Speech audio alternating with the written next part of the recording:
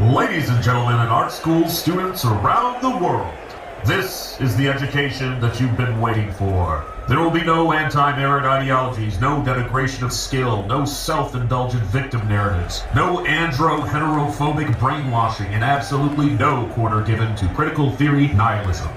The Bare Knuckle Art School is in session, and the man in charge of education is Professor Hard Knocks, Shanthan Jetty!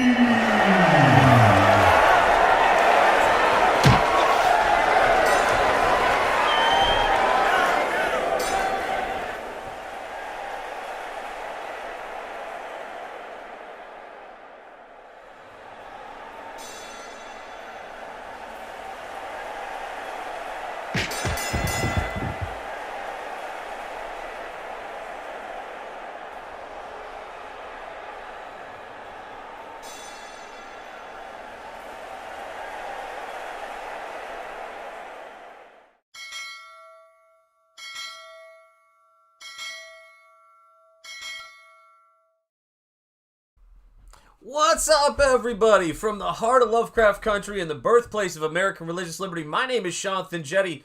You're watching Shanthan Jetty Art, and welcome to Comics and Curios Inside the Studio, episode 11, I think it is. Oh my stars and garters, cats and kittens. I had yet another late night last night, or early morning, I don't know what you call it, but I went to bed at 5, was talking to one of my brothers, and then I went and did some work, and then I woke up at 9-ish, so I'm a little out of it, but I said to myself, I have to do Comics and Curios Inside the Studio because I want this to be consistent, because I want us to get to hang out with you guys on a Sunday and all that stuff. It's just absolutely wild. We've had snow, and Mrs. and Jay's still recovering from being sick, and everything's been nuts. But I wanted to get together, share some fun stuff with you, and actually refining the Bare Knuckle Art School intro right there, having so much fun doing that. But I am absolutely, I've been seeing so much crazy stuff with art for so long, and I'm trying to wrap my mind around, going back into that aspect of myself, which is the teaching thing, and what I want to do with teaching. And what has been so strange, for me anyway, is I've been, it's scary how much once you step outside of well, gosh, what do you call it? The echo chamber of the fine arts, complex, and all of the critical theory and things like that. You almost, like a lot of things, you just kind of have to get used to it. They hate comics, they hate commercial art, they hate a million and one things, but you don't realize how, the depth of how nuts it is until you see artists trying to make work out in the world, and you see some of those things. And I'll talk to you guys a little bit about that today. I know we were talking about an amazing artist last week, and he did a painting not long ago that was, was a little racy, but not by internet standards, in my opinion. And his comment section just lit up with insanity. And I just thought, like everything in this is like a terrifying cry for help. It was really strange. Let's see who we've got here in the house. It's great to see all of you guys on this fine Sunday. I hope you're having a wonderful Sunday. We've got the infamous Mr. Cursed here, channel member. I tip my cap to you. It's great to see you. We've got CURIOS 1 is in the house. And we've got, let's see, Jeremy Burt's. I'd be dragging all day if I did that. Understood. Me too. Paulus Arts is here. Welcome, Paulus Arts. Past Master Dan is here. Sup? How are you doing, man? Mo Biggs in the house. It's great to see you, Mo Biggs. And another channel member, of course, we have got, let me add it to the broadcast here, Cursed Heart Creations. It's great to see you, Cursed Heart Creations. You're going to die laughing if I manage to pull that exchange up on screen. I just had no idea. Nice disclaimer. Guys, you have, I can't even, I feel like I sounded like one of my kids there. I can't even, they actually don't say that. But it would be funny if they did. Let's see here. Hail Sean, everybody saying hello, hello, hello. Yes, indeed. Love seeing it. Cranberry Langers, channel member OG, along with Jeremy Burt's. You guys are awesome. It always puts a smile on my face to see you here. Yeah, we're going to talk art. We're going to talk about all of the kind of cool stuff that's going on. Lots of stuff with art. We're going to be doing a regular segment that we started doing, I think, in earnest last week. And but we had done it before, but we're going to be doing a segment of reviewing art as if you're sending it to an editor on the show Hard Art. And some people have already, volunteered their work. We've had our thoughts on it. I think you guys are going to dig it. And John reached out to me. John Malin, if you don't know, who him and Shane Davis host the show on their channels. But John reached out to me about doing some, I don't know what you would call them, like interstitial bumpers for the different sections of the show. So I was working on those last night, working on paintings, back and forth, waiting to hear back from the printer because I showed them Nosfero. I actually sent them a copy of Nosfero the Cryptwalker to their print facilities in Tennessee. And they said this cover stock that you usually use on Nosfero is heavier than what we had planned to use, our heavier cover stock. And I said to them, I go, the main thing on the interiors I want is solid paper stock. I want 100-pound paper stock on that, but the cover has to be sturdy for me. So they're re-quoting me cover stock for Nosfero because I want to have something heavier than 100-pound cover stock. So I want something, I think we were looking at 14-point cover stock, I think it was. So we're really trying to make it, I want everything to be great. I want the books to be beautiful. I want them to feel quality. So that just was a little extra thing a little extra time with the blizzard for mail getting there. So what I wanted to do was make sure they had it so they knew exactly what I expected color-wise, what I needed, and all that stuff. So that's been really cool. It's been great working with them and the back and forth there. What else has been going on? Tons of crazy stuff. I showed the John Malin cover, the cover I did for John Malin for Black Riding Hood. So that's set. Been working on the cover to Springball. And then, of course, working on what I'm doing for Bare Knuckle Art School, which I'm really excited about. It will. Yes, I mean the books are going to last long either way. However we go about putting them together, they're going to be great. But for me, it's more, in a sense, yeah, it's durability. You have a heavier paper stock, so when you ship it, it's more durable. Even though I pack the hell out of them anyway. But when you ship it, it's more durable, and it just has a different feel to it when you open that cover, and it's like, it's got a little bit of a snap to it because it's a heavier paper. And it's something that I'm always invested in the production of these things, and I felt like the printer needed a copy of the original Nosfero, physical copy in their hand so that they could compare colors and hopefully save us some time on the printing, because I want them to be able to see what the colors look like in the best case scenario. So let's talk about something today I've wanted to talk about that ties into Bare Knuckle Art School, ties into all the stuff we're doing with portfolios, and we'll see if this works, because I have some crazy I have some string on this thing right now, and it's a little bit nuts because I was using it to hold up some layout pages. But let's talk about the artwork of Wally Wood and my absolute feels, and you can tell the quality. Yes, absolutely, absolutely. Sean's will never deliver you a faux Snarrow. You're absolutely right. Or faux Sparrow. My gosh. Mo Biggs, you got me on that one. I couldn't do it. Yes. So when you see, let's see if I can grab it here. When you see a book like No Sparrow, right? And you feel that, I know you guys can sort of imagine that, but that's what I want. I want a cover that is thick and durable like that, which like I always use. And so that's what they're looking into and getting me. But it's similar with this. This might, is it lighter? Let me just check.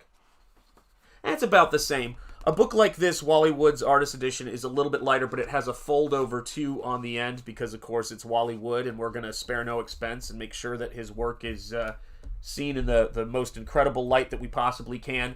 Spot varnish. This is a beautiful book. It is so hard to find. Lord Hinson, Comics Gator, what is up? What's up, Shothanites? And hail to the chat. Happy Sunday to you, Lord Hinson. I love that freaking icon. That is great, man. Is it like the samurai? Is it the samurai Boba Fett, Mandalorian, or Django? You'll have to let me know. So, this book has been out of print for a while. I can't find... I told John I'm going to try to find him a copy of it at a decent price. It is so hard to find this book at a decent price right now. It's cheaper to get the new release they're going to do of the Wally Wood Artist Edition, which is enormous. Yes, this is a beautiful, beautiful book, and I know the guy.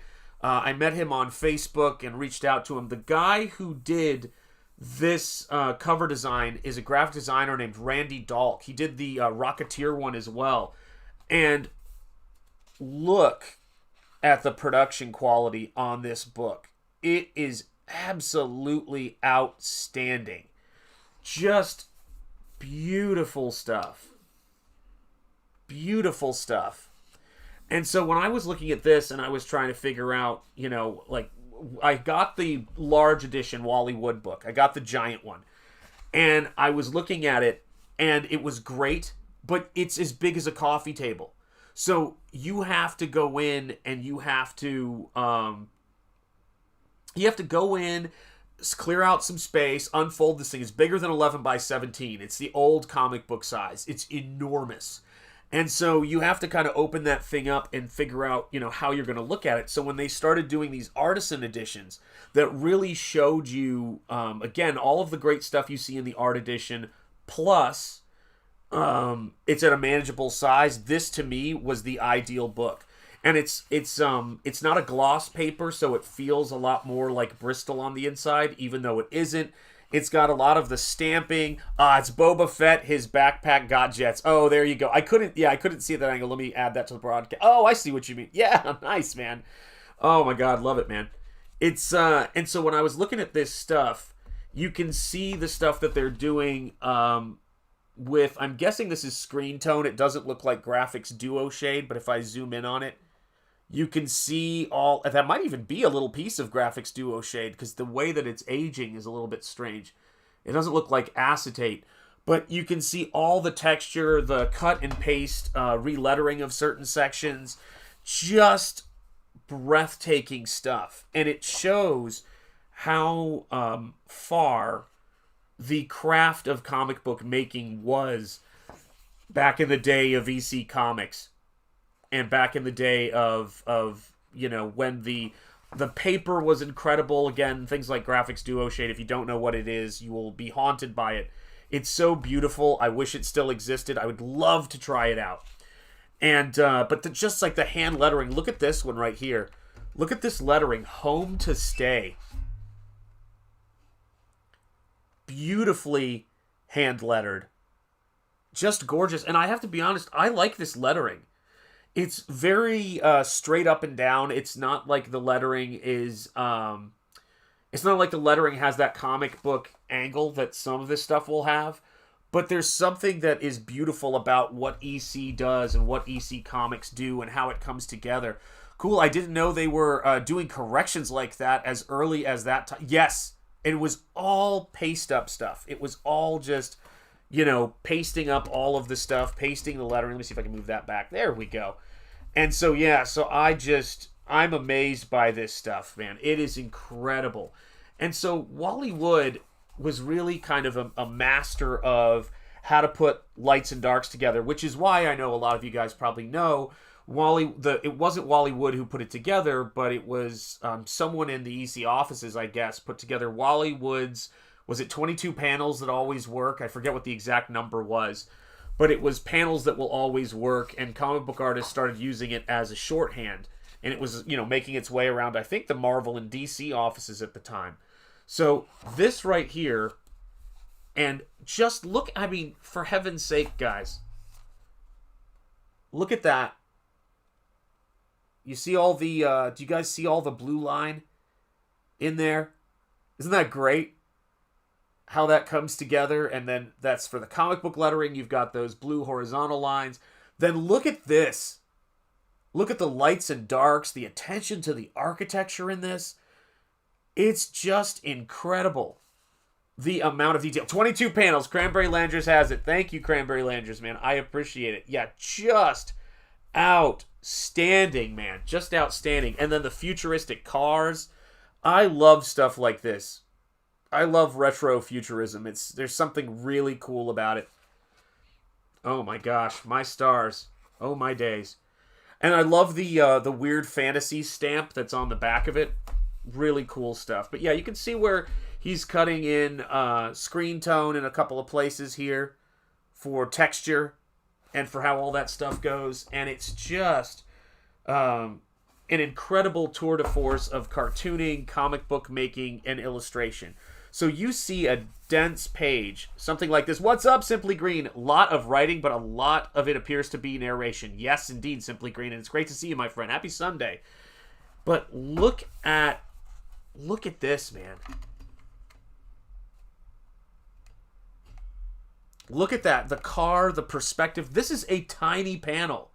I mean, it was drawn quite large, but I mean, you would never typically think that you would see somebody in an office desk with someone looking at them in the foreground, and then you're looking out a window and seeing this flying ship go by.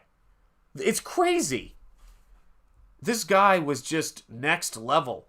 And the missus and I watched Close Encounters the other night, which is just an incredible film. And I was just thinking about, I've been really on a high thinking about artistry lately.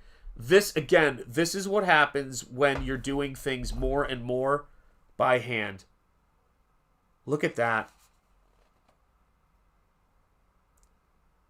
I mean, the craftsmanship in this.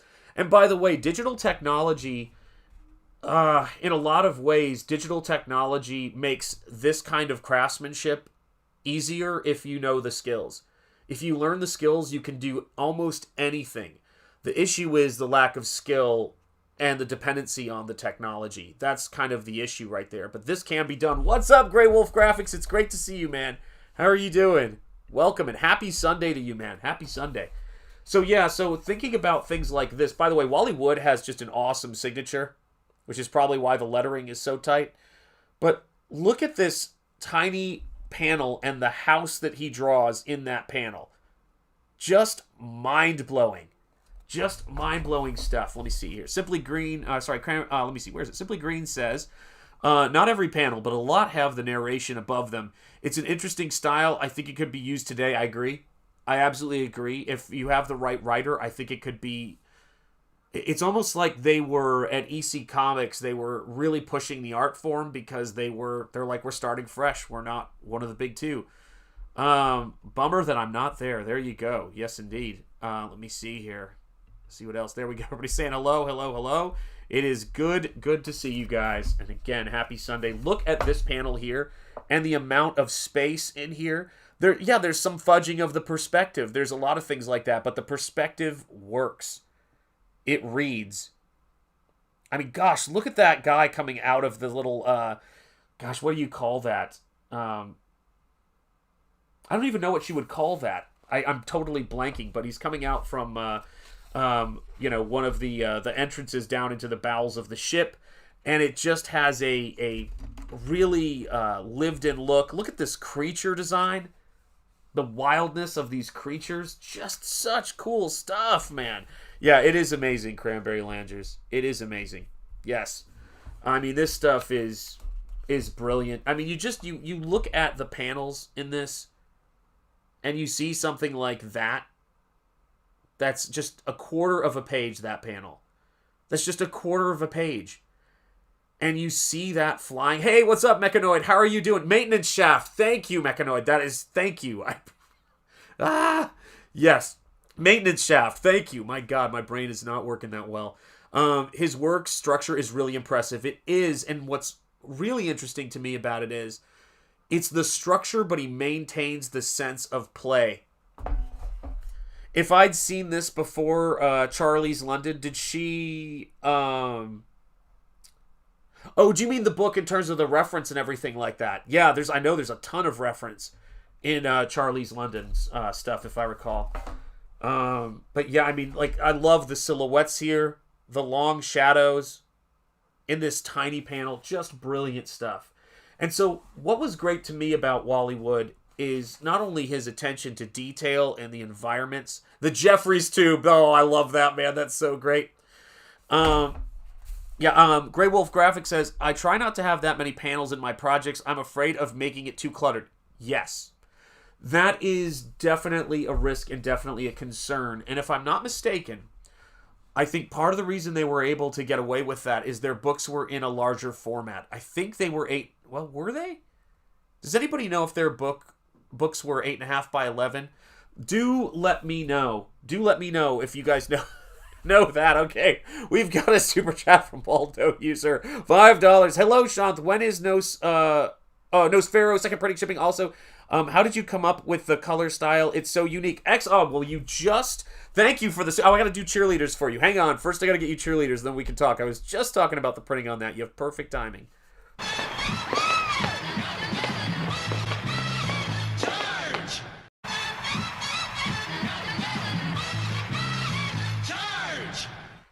Hail, man, and thank you so much for that super chat. So, I just sent them. So we had priced the comic book out for 80-pound interior stock and 100-pound cover stock because I thought those were going to be heavy enough.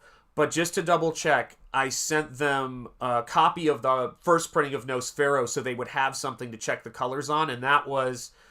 Because of the blizzard, they got that on Tuesday. We talked, and they said when they got it was that the cover stock, when they measured it, was way heavier than 100-pound, and that it was 14-point cover stock, and I wanted them to requote it for me so I could get the right paper stock. So it's at the printer.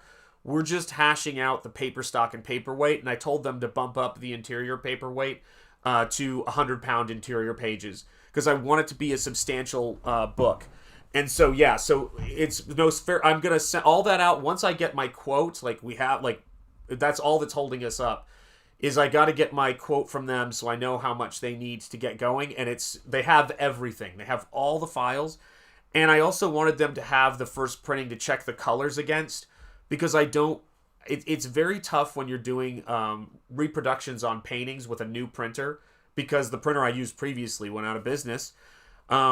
But it's very difficult to really explain to people what colors in a painting are supposed to look like unless they have the paintings.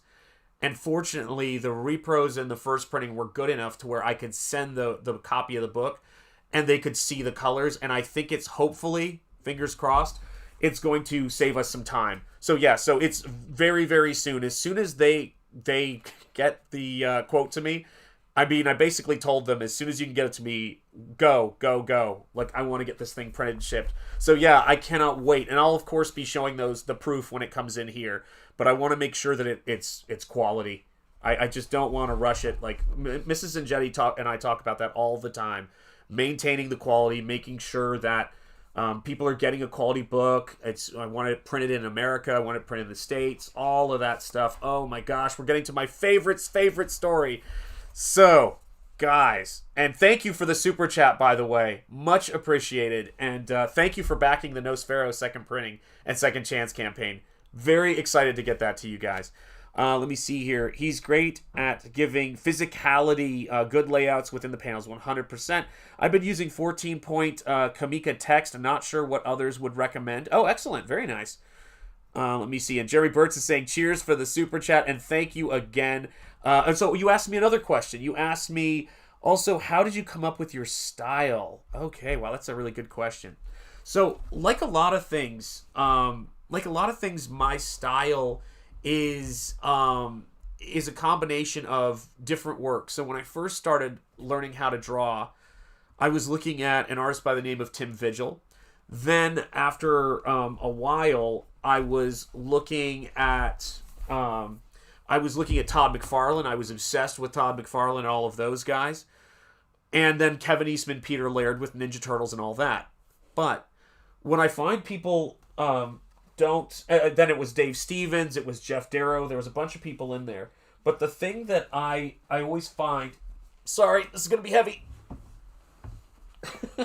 Whenever I decide how I'm going to stack my books for the day, did this the other day, whatever book it is I think I'm not going to need is the book that I'm going to need to share. Always. It's one of those laws of averages thing. Okay. So when people ask the question, and I think this is what people usually mean, what are the artists that you saw and you said, oh, I want to draw like that, or that's what I'm looking for, I can learn from that, whatever it is. For me, drawing and painting wise, no question, it's Alphonse Mucha. It's a little Alphonse Mucha, it's a little bit of Mobius, there's some Frank Frazetta in there, there's some Dave Stevens in there, but I would say if I had to say who were the two biggest influences on Nosfero, I would say, I can't believe I'm blanking on his name. The cinematographer and lighting guy at Hammer Horror Films, who was Jack Asher, Alphonse Mucha, Frank Frazetta, and who else is there? Frank Frazetta and Basil Gogos. Those are the people. Pittimo, how are you doing? Hi, Shanth. Hi, everyone. That brand new Artisan Edition with Wally Wood, 28 collected stories. Yes, this Artisan Edition, or you mean the newest one, the new art edition that's coming out. It looks awesome. It looks awesome.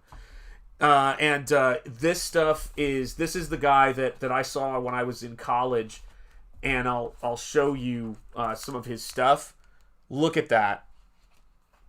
I mean, you can actually see the influence on the Nosfero logo when you look at his stuff. But these are his. He was a Czech artist who was famous for popularizing Art Nouveau. Look at this. This is a sketch, by the way.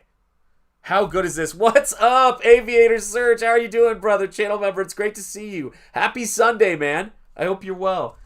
And so, yeah, so he is just one of those artists who knew how to draw. This is so you get to see a pencil sketch here, and then you get to see a value color sketch. This is a sketch.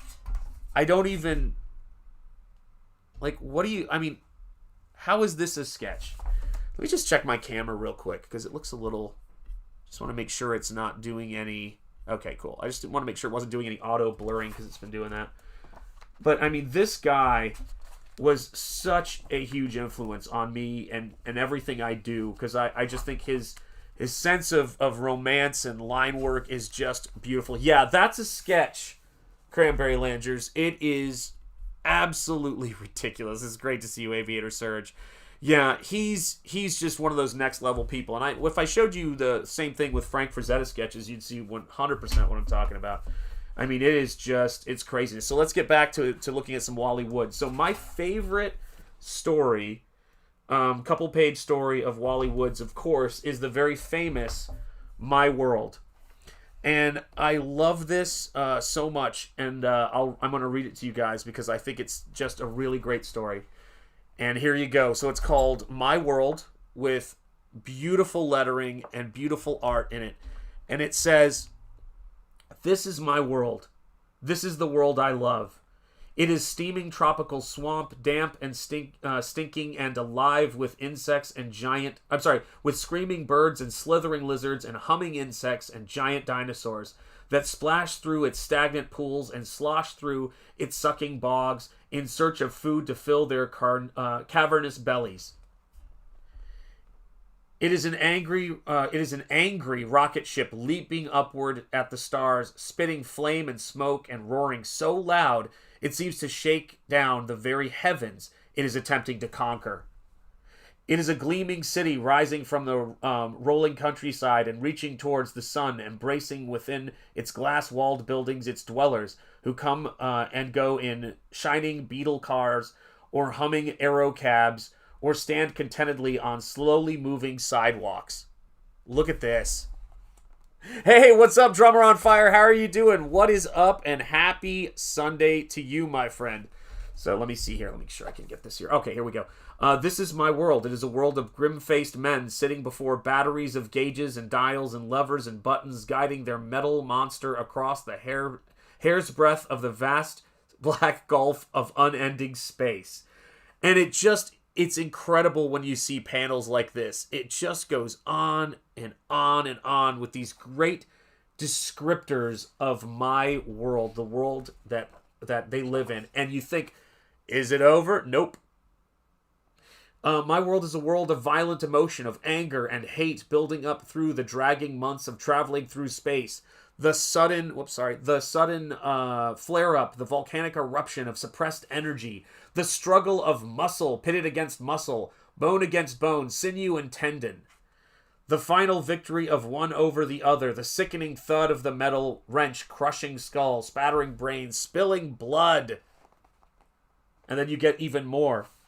Of great spaceships that carry tourists on brief holidays to Venus or Mars or Saturn. Just goes on and on. I love this. My world can be a world of desolation, without life, without hope. You can see all of the technique. And then you get to, or my world can be ugly. It can be a world of invasions from outer space.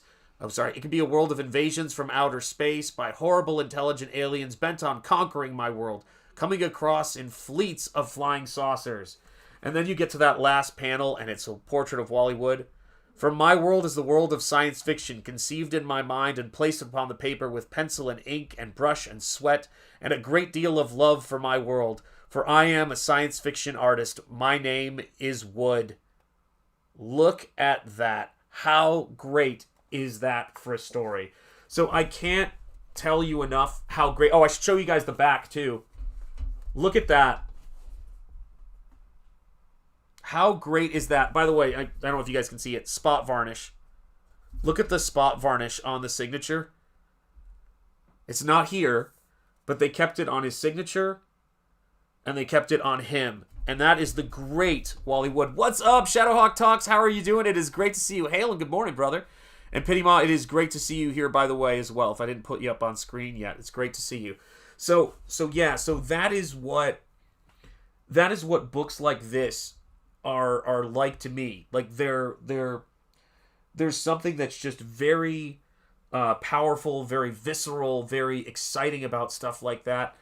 Yeah, this is what my spirit looks like. See, that's the thing. When you go into these fantasy stories, when you go into these worlds of creativity and imagination, which we, as you guys know, are in the business of funding and producing here, is it's just a different thing. And I was looking over some of the things that are going to actually be in the Nosfero second printing, and certainly in the art edition of the book.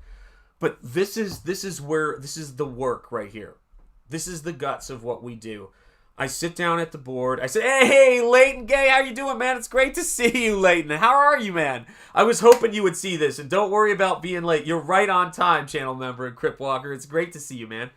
So when people ask about the books and the style and all of that sort of stuff and the work style, and that was a great question before, by the way. Someone asked me where I get my style from and what informs it, and it's always going to be your natural way of drawing or painting, in my case, combined with all the people whose work just captures you, speaks to you, and it just becomes a part of your language. So, but this right here is where you really get to know artists, in my opinion.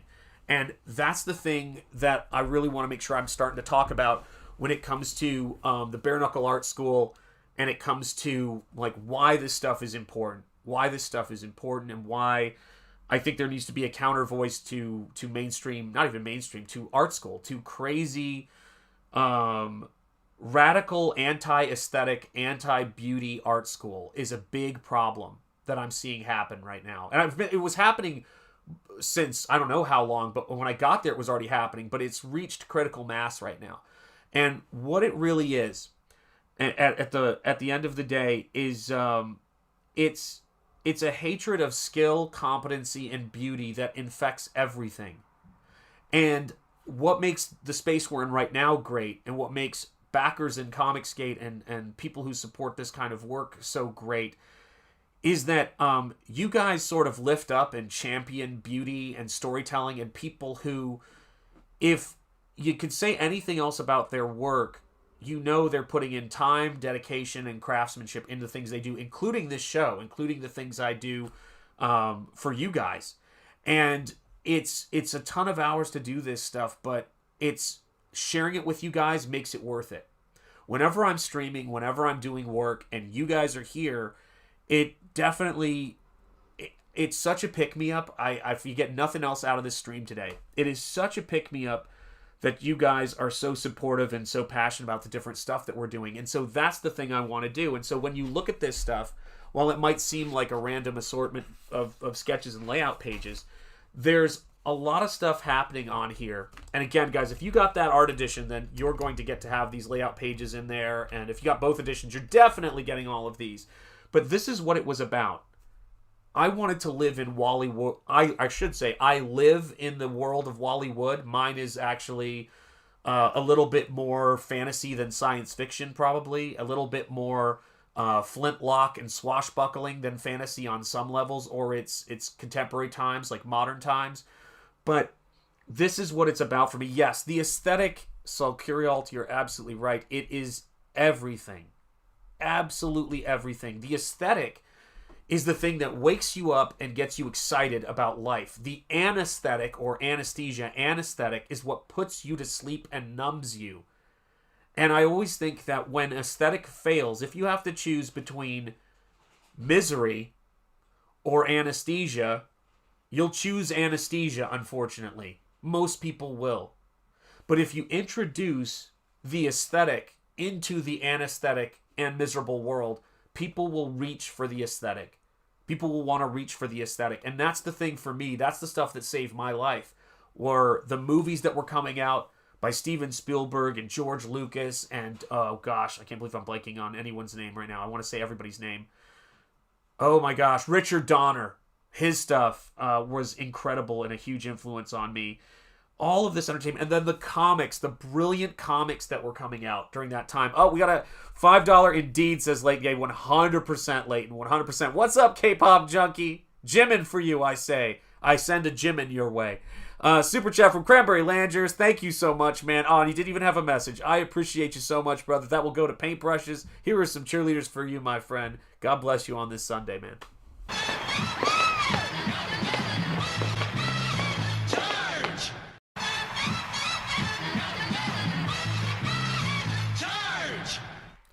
There you go. And so this is the thing for me. So when you see me painting here, when you see me doing all of this kind of stuff that I'm illustrating here, everything in here, unintentionally, but I would love for it to have been intentional. I don't mind it at all, is a nod to what Wally Wood's story that he illustrated was saying about what's in my world. There are heroes, there are damsels in distress, there's danger, there's sexiness, there's mystery, and there's this sense of the aesthetic, that sense of play and that sense of passion, and that's what you see in these layout pages, and it's got to happen. Dang, anesthetic, great comparison. Yes, and this is the thing, people, I say this all the time that I want people to get out and spread the word about, right, is that that's actually where it comes from.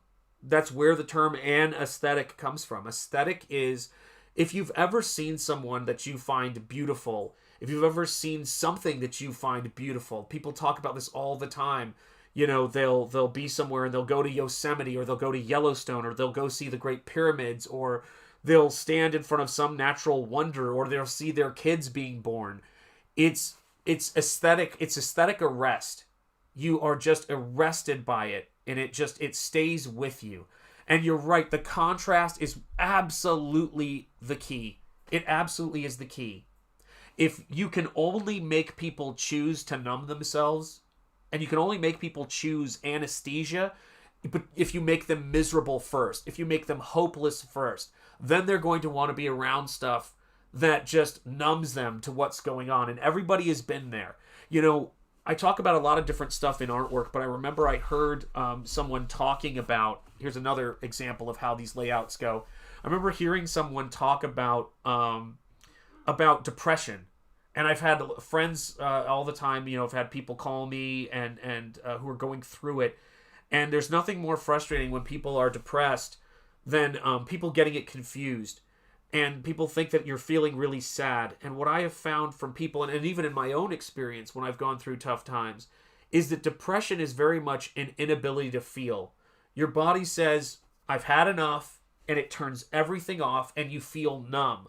You can't cry, you can't laugh, you can't play, you're just kind of walking. And that's your body sort of turning itself off because the misery gets to too much, and it sort of says, I don't want to deal with that.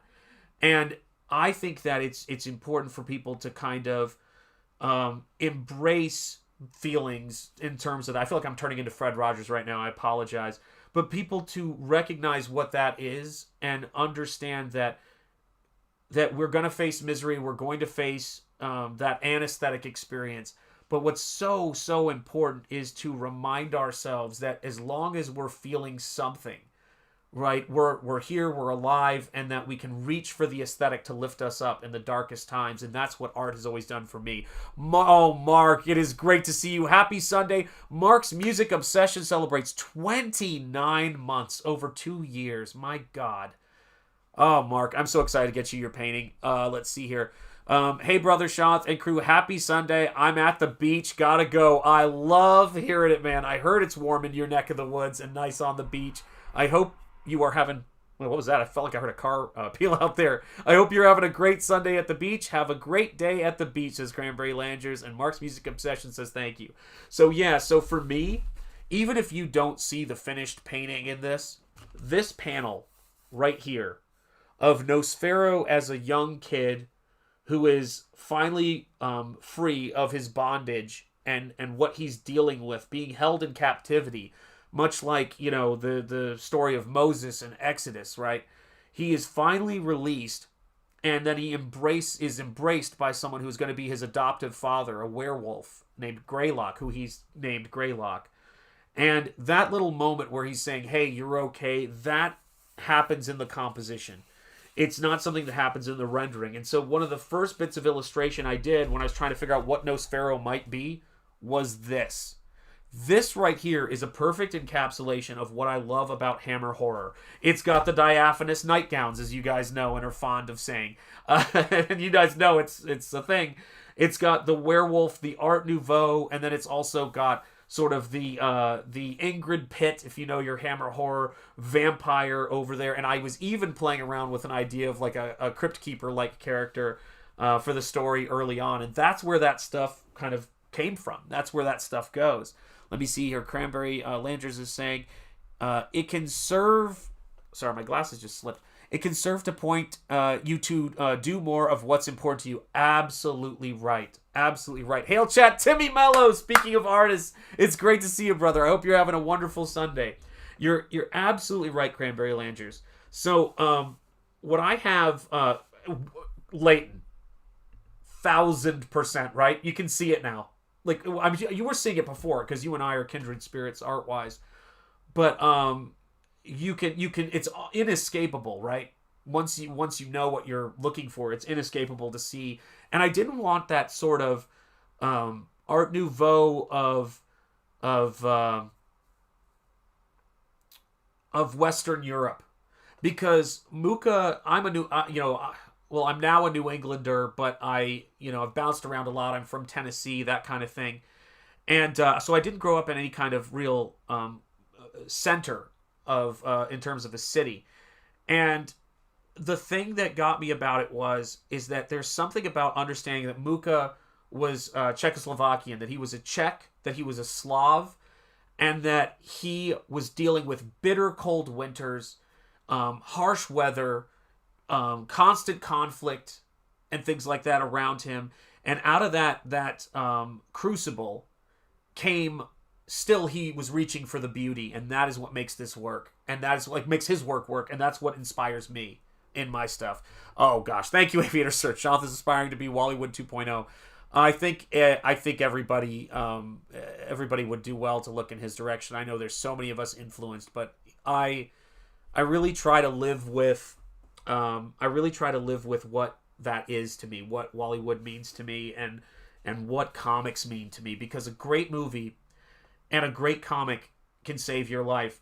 I have one of my brothers who has, and a bunch of my brothers have had stuff come up lately, who go through a tough time. The biggest thing I tell them is, whenever I'm talking to them on the phone, and I know I'm a bit of a hypocrite on the second one, but I go, are you eating?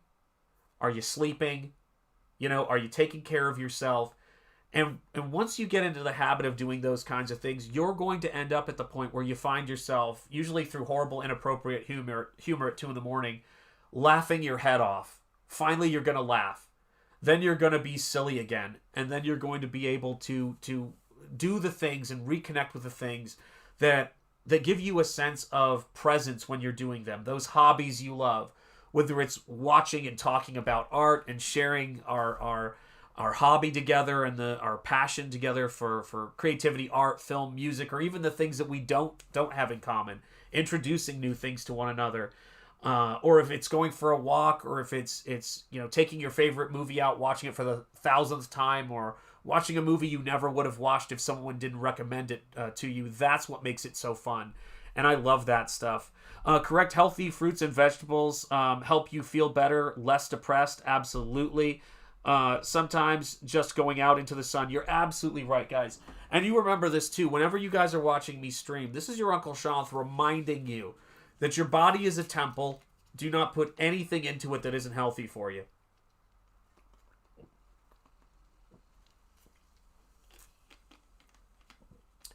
Who are you going to believe, me or your lying eyes?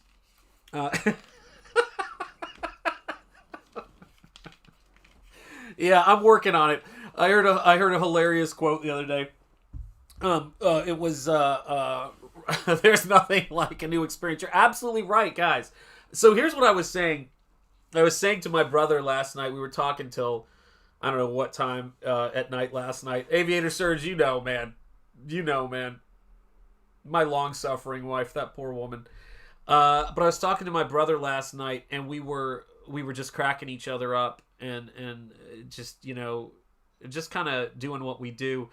And I was telling him I saw the funniest thing in the world, which was RFK Jr. was talking, and he told the funniest story about the president that I've ever heard. He goes, see if I can do my RFK. He goes, I was talking to Dana White, and Dana White told me, he goes, I've known Trump for 20 years, and I don't think I've ever seen him drink water.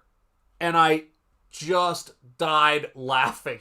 He goes, all he does is drink Diet Coke. I don't know how his body is able to run like that. I was crying.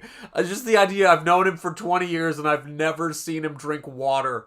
It may have even been more than 20 years. That's what's scary. I think it might have been more than 20 years. And I was just in tears when he said that. I could not believe it. It was just too funny. Lord.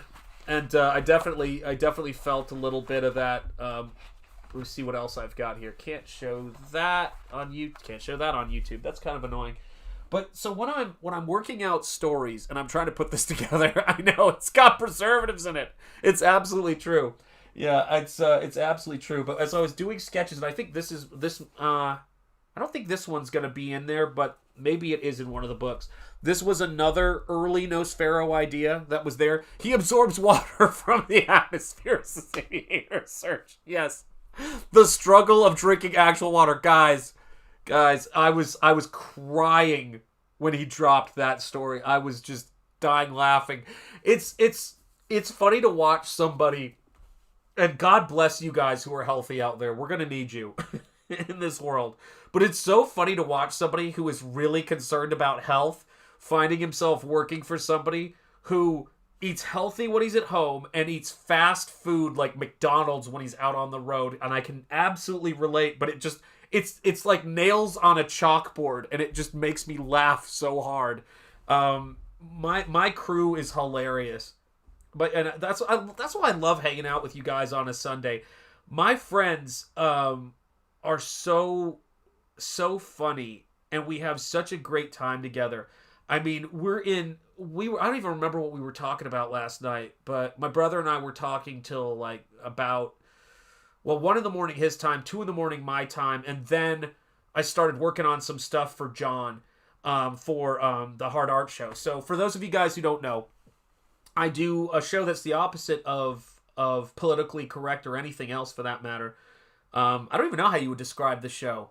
A crazy comedy topics sort of show on John Malin and Shane Davis's channel.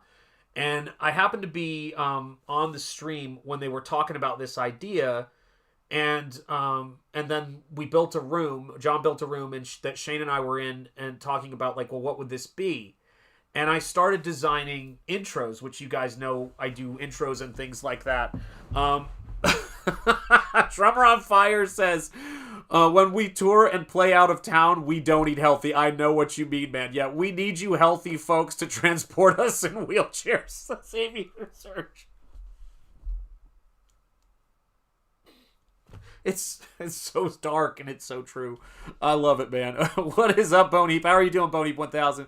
Yeah, but when we're home, yes, we do. Yeah, absolutely right. No, that's how it works. We're eating on the go sometimes. You know, I would eat during my 2-hour commute up and back and forth when I was an associate professor at a college up in Beverly, Mass. And finally, the way I got around it, although it still was very much the same thing, is my wife, God bless her, started making me sandwiches every night, putting them in the fridge, and I would just eat that sandwich when I was driving up there to make sure that, I was trying to keep the cost down. You know how it is, guys. What's up, Mr. Monkey Boy? Happy Sunday. I hope you are doing well. And so, yeah, so when I was working on this, I had this story of like a werewolf kingdom and what it would be and how the story would start and who was Nosfero going to be. But all of the stuff that you see in here are, oh my gosh, I just was looking at, I don't know if that's a story thing that you guys can see, if that's for a future story. But this was me playing around with the idea of having a Crypt Keeper-like storyteller in the book. And that was the thing that made it so, like, I was just saying, what is Nosfero going to be? What is Nosfero going to be? Where is this thing going to go? Favorite sandwich from your wife, Sean? Oh, well, my favorite kinds of sandwiches. Let me see. And she makes great sandwiches, but I'm a kid who grew up on, like, Oscar Mayer salami. And so she finally graduated me to actually good Genoa salami. So I love salami sandwiches. Love roast beef sandwiches, which she's made me. I think she's made me some like ham, the thin sliced ham sandwiches and things like that.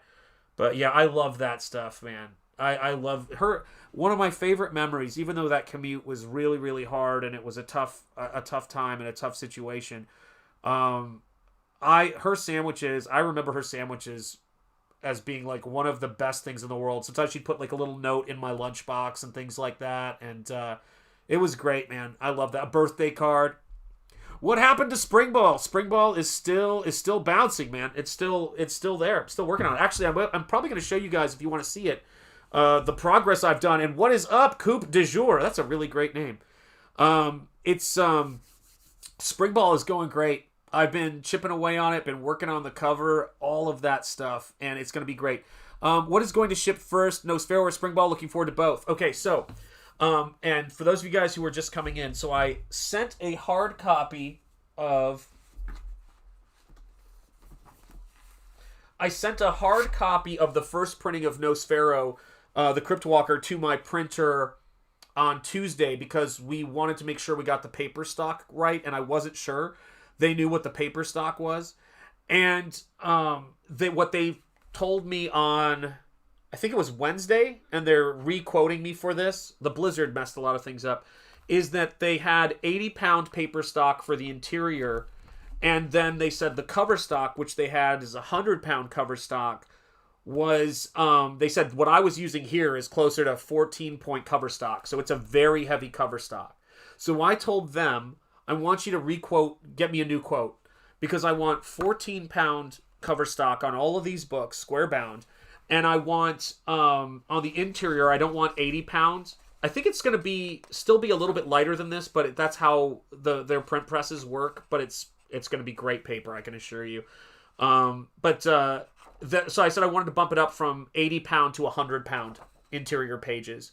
So we're increasing the paper stock on everything, and plus they now have a copy of this, so they can check the colors of their proof against it, because the next best thing to having my originals in front of you is having a really high quality print version to look at the colors.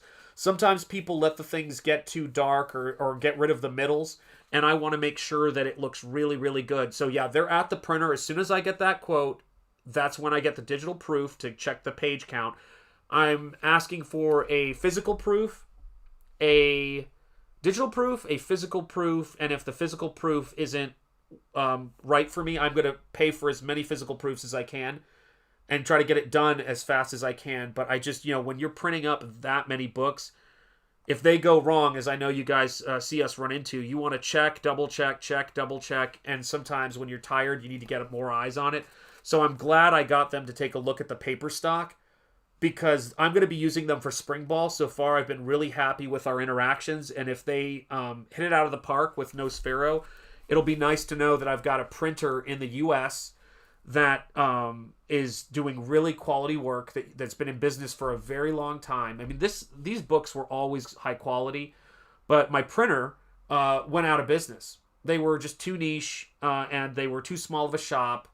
They were in the U.S., and so I wanted to find another printer in the U.S., and my friend, you guys know, Graham Nolan, I reached out to him and asked him, and he says, because Graham is Graham's like me with this stuff. He's like you can print it in the U.S. These people are great. I've used them for all of my stuff, and here's my contact there. And so he introduced me to his contact, that I think is Billy's contact as well, Billy Tucci, for those of you guys who don't know. And then just when he sent me that information, I got in the mail Escape from Monster Island, the trilogy of Monster Island books that they printed, and Billy Tucci's book, and his latest She book. And so it was so great to see that. Any artistic double page paintings? Yeah, that's true. Yeah, you gotta have it. Gotta have it. You know how we do. I had to make sure that I got some nice stuff. Oh, I get your joke now, Aviator Surge. No, there aren't. That is my fear, Aviator Surge. Listen, guys. There's two things that I've seen Shane talk about on stream that have absolutely, or shown on stream, that have absolutely horrified me. Okay? The first was definitely the Easter helicopter egg drop with Yanzi and Terry waiting and with other kids as a helicopter flew over them. And all I'm seeing is the Twilight Zone accident. Like, that's all I'm seeing. I was absolutely mortified by that. But then the worst was seeing him open up those boxes and realize that a spread got bumped. And because it's never a mistake of carelessness, and I'm sure you guys know this about Shane and Yanzi by now. It's never a mistake of carelessness at all. It's a fatigue mistake. It's when you check something once or twice and have other people checking it. Every time you check it after that, you risk making a new mistake trying to tweak something old and fix something old. And you get to a point where you've looked at something so much, you can't even see it anymore. And do you guys know what I mean? Like, you can't even see it anymore, which is why you've got to have other sets of eyes on it, but still we miss things. My book, the first printings of NoSphero, yes, oh my God. Yeah, it is. Yeah, that accident traumatized a lot of us when we heard about that. Yeah, that was horrific. Yeah, it wasn't that big of a mistake. Yeah, I don't think it was that big of a mistake in the general things, but Shane and Jans, all of us, when we hone our craft and we make this books, you guys know this, right? You guys are great, and we are so grateful for you guys. And we want to give you guys the best thing we can. And I honestly would say in that particular case, as someone who backed the book, in that particular case, I would be like, it's fine. Like, you don't have to pulp that. Like, it's in the back section. It's not in the body of the book. But at the same time, I would go, well, that's probably what I would do. You know, like, I'm trying to think if I'm, like, looking at it, I'm going, unless it would ruin me financially, and that's why I have to double check and do multiple proofs. Yeah, it's an integrity thing. You're absolutely right. It's the same thing with these Sunday streams. You know, we had that crazy blizzard. I was absolutely wiped and exhausted, and I was like, I felt so bad not streaming this past Sunday, because I said I'm going to do a regular show. I'm going to be here and do this, and then I'm going to add another show into the mix. That's my plan, which is going to be Bare Knuckle Art School. And but there was something in this book that drove me crazy. Where is it? And I fixed it in the new edition, but where is it?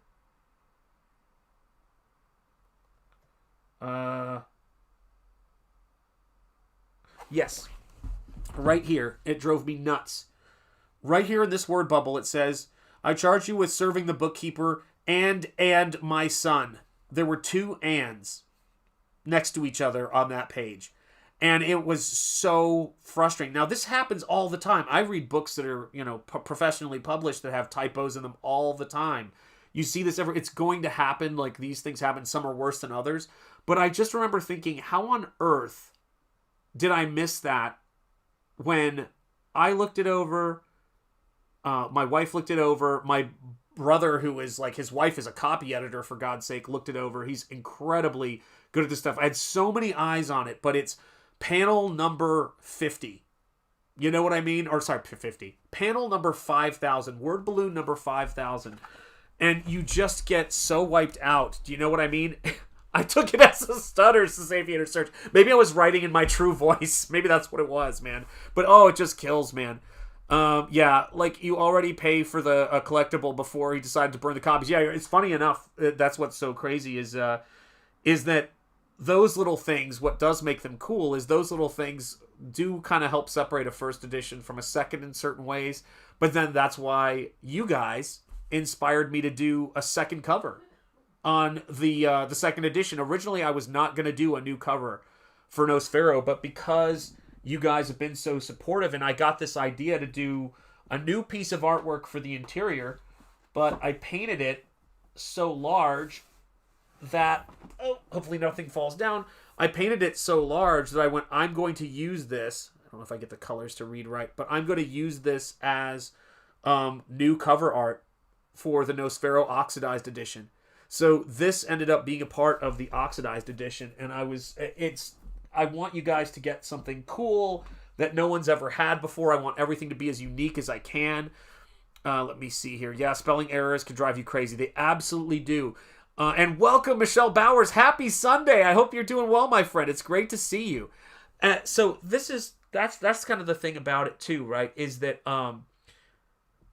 I don't know if you guys ever have this when you're looking over your spelling on an email, or you're looking over your spelling on something you've typed up or written, where words start to look funny to you, like words that you've used, written or typed out 1,000 times in your life, and then you look at them and they just seem weird. Like, why is that spelled that way? It doesn't make any sense. And that's what happens when you start looking at these things over and over and over. And that's the one I ordered with the art edition. Cool. Yes, you're going to love this. Yeah, the wolf. I love painting werewolves.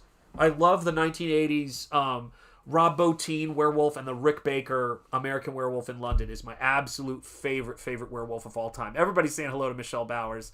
That's right. It's great to see you guys all in here saying hello on this fine Sunday, and happy Sunday to all of you guys here in the chat. Make sure you do hit the like if you've not hit the like yet, and come on over to YouTube and do that if you can, if you have the ability to do so. And guys, Springball Terminal Monstosity is, of course, being worked on. Nosfero's at the printer. We're making sure we up the paper stock, and hopefully, God willing, and the creek don't rise, I'll be able to get a digital proof and then a print proof soon, so I can get that thing crack-a-lackin', because I want to get the I want to make sure the paper stock is heavy. The cover stock, that's the main thing for me. The interior stock is going to be heavy, but the cover stock is what gives it that sense of strength in terms of when you're flipping through it repeatedly. It's not to say, by the way, because I was looking at this, we reviewed Stephen King's Creepshow that was illustrated by Bernie Wrightson and based on the George Romero film. And they did some cool stuff with varnish and non-varnished sections of it. The cover, let's see if it's a pretty heavy cover stock. And the interior pages, they're not that heavy, but they're heavy enough. This is a great, fun horror comic. John and I, that was one of my favorite streams. I think John's favorite comic book review members only stream on his channel, John Malin's channel, was the one he did with Bosch, talking about Secret Wars. I think that was his favorite. If I had to guess, I know he enjoyed talking about Tomb of Dracula, which is an amazing book. But this one, for me, there was something about this stream during Halloween that made it so fun. You know, it just made it so fun. And I love that kind of stuff. We're having so much fun on that channel. I played, we did a review of the He-Man comics that came with the toys, and I played this He-Man record with the storybook on one of the streams. It was so fun to do. What is up, Ghostgoo? How are you doing? Ghostgoo1984, it is great to see you out in this house. I hope you are well. Let me see here. Everybody's saying hello. Looks like it held up 100%. That cover is serious. Yes. Is it? That cover is... Let me... I don't know if I know what you said there. Let me see here. I actually got the book from a coworker a few months ago. He knows... I like Stephen King and horror books. Oh my gosh. So... Stephen King is my wife's favorite author. She's been reading his stuff since she was, I guess in middle school. And one of the things that amazes me about her the most is that she can pick up, I don't care like who her author is she's reading, she can just pick up a phone book and just crush that thing. It's so cool. It's so cool to me to see someone with that skill. But yeah, beautiful stuff, and really, I like what they did with the color on it. It's fun. Oh, the Creepshow cover is put together well. Got it. Yeah, I love that cover. Really great composition. But yeah, so, when I'm putting this stuff together, the reason why these books are oversized and 8.5 by 11 is because I want them to feel like those horror comics that were in the larger size, the magazine rack size. Because I think that's going to be one of the many places we're going with comics. We'll be going a lot of places. And here's, of course, another double page spread right there, which shows kind of the origin of the vampire in this world. And there's something just so fun about being able to do and have an audience that will support you doing painted comic books. You guys are amazing. And so if you got the first edition, and there'll be this stuff like this, all the editions are going to be different. But stuff like this is going to be in the art edition and the oxidized edition. Oxidized edition is a look at the sequel to Nosfero the Cryptwalker, which is Nosfero Death Will Die. And you're going to see things like these layout pages in the making of. The behind the scenes section is where you're going to get to see all this stuff. So I try to always make sure, starting with my art books, that you guys get a really nice look inside at the process, because I know a lot of you guys love art and you're interested and inspired by that kind of thing, seeing behind the scenes. I used to read all the time like that, but I kind of lost patience. I totally understand. Yeah. Doing good. How about you? Time to diffuse from some mental pain. Laughing myself. Was watching some oh my God. Yeah, every time I go on the internet and I'm like, what's happening? What's happening? And yeah, that's that. Well, I think that about many a thing, but it's almost it's always been something that I'm never going to understand. As long as I live, I'm never going to understand. Which is the fact that you've got somebody who has come into this space and built something really amazing. And like, given, for me, let me go back a little ways and talk about this point, because this is kind of important. Even though I loved comics and read comics, I never read DC comics. I had I know I had friends who had probably mentioned Ethan were huge fans, because I have a friend named Arvid who's a massive DC Comics fan. You don't even know. Huge DC Comics fan. And so I think, of course, I think he mentioned at some point he was a comic book artist, but why I started watching him was because I'm a massive Star Wars fan. We're about the same age. I think he's got me by like almost a little close to 2 years, because he's 52 and I'm turning 50 in September.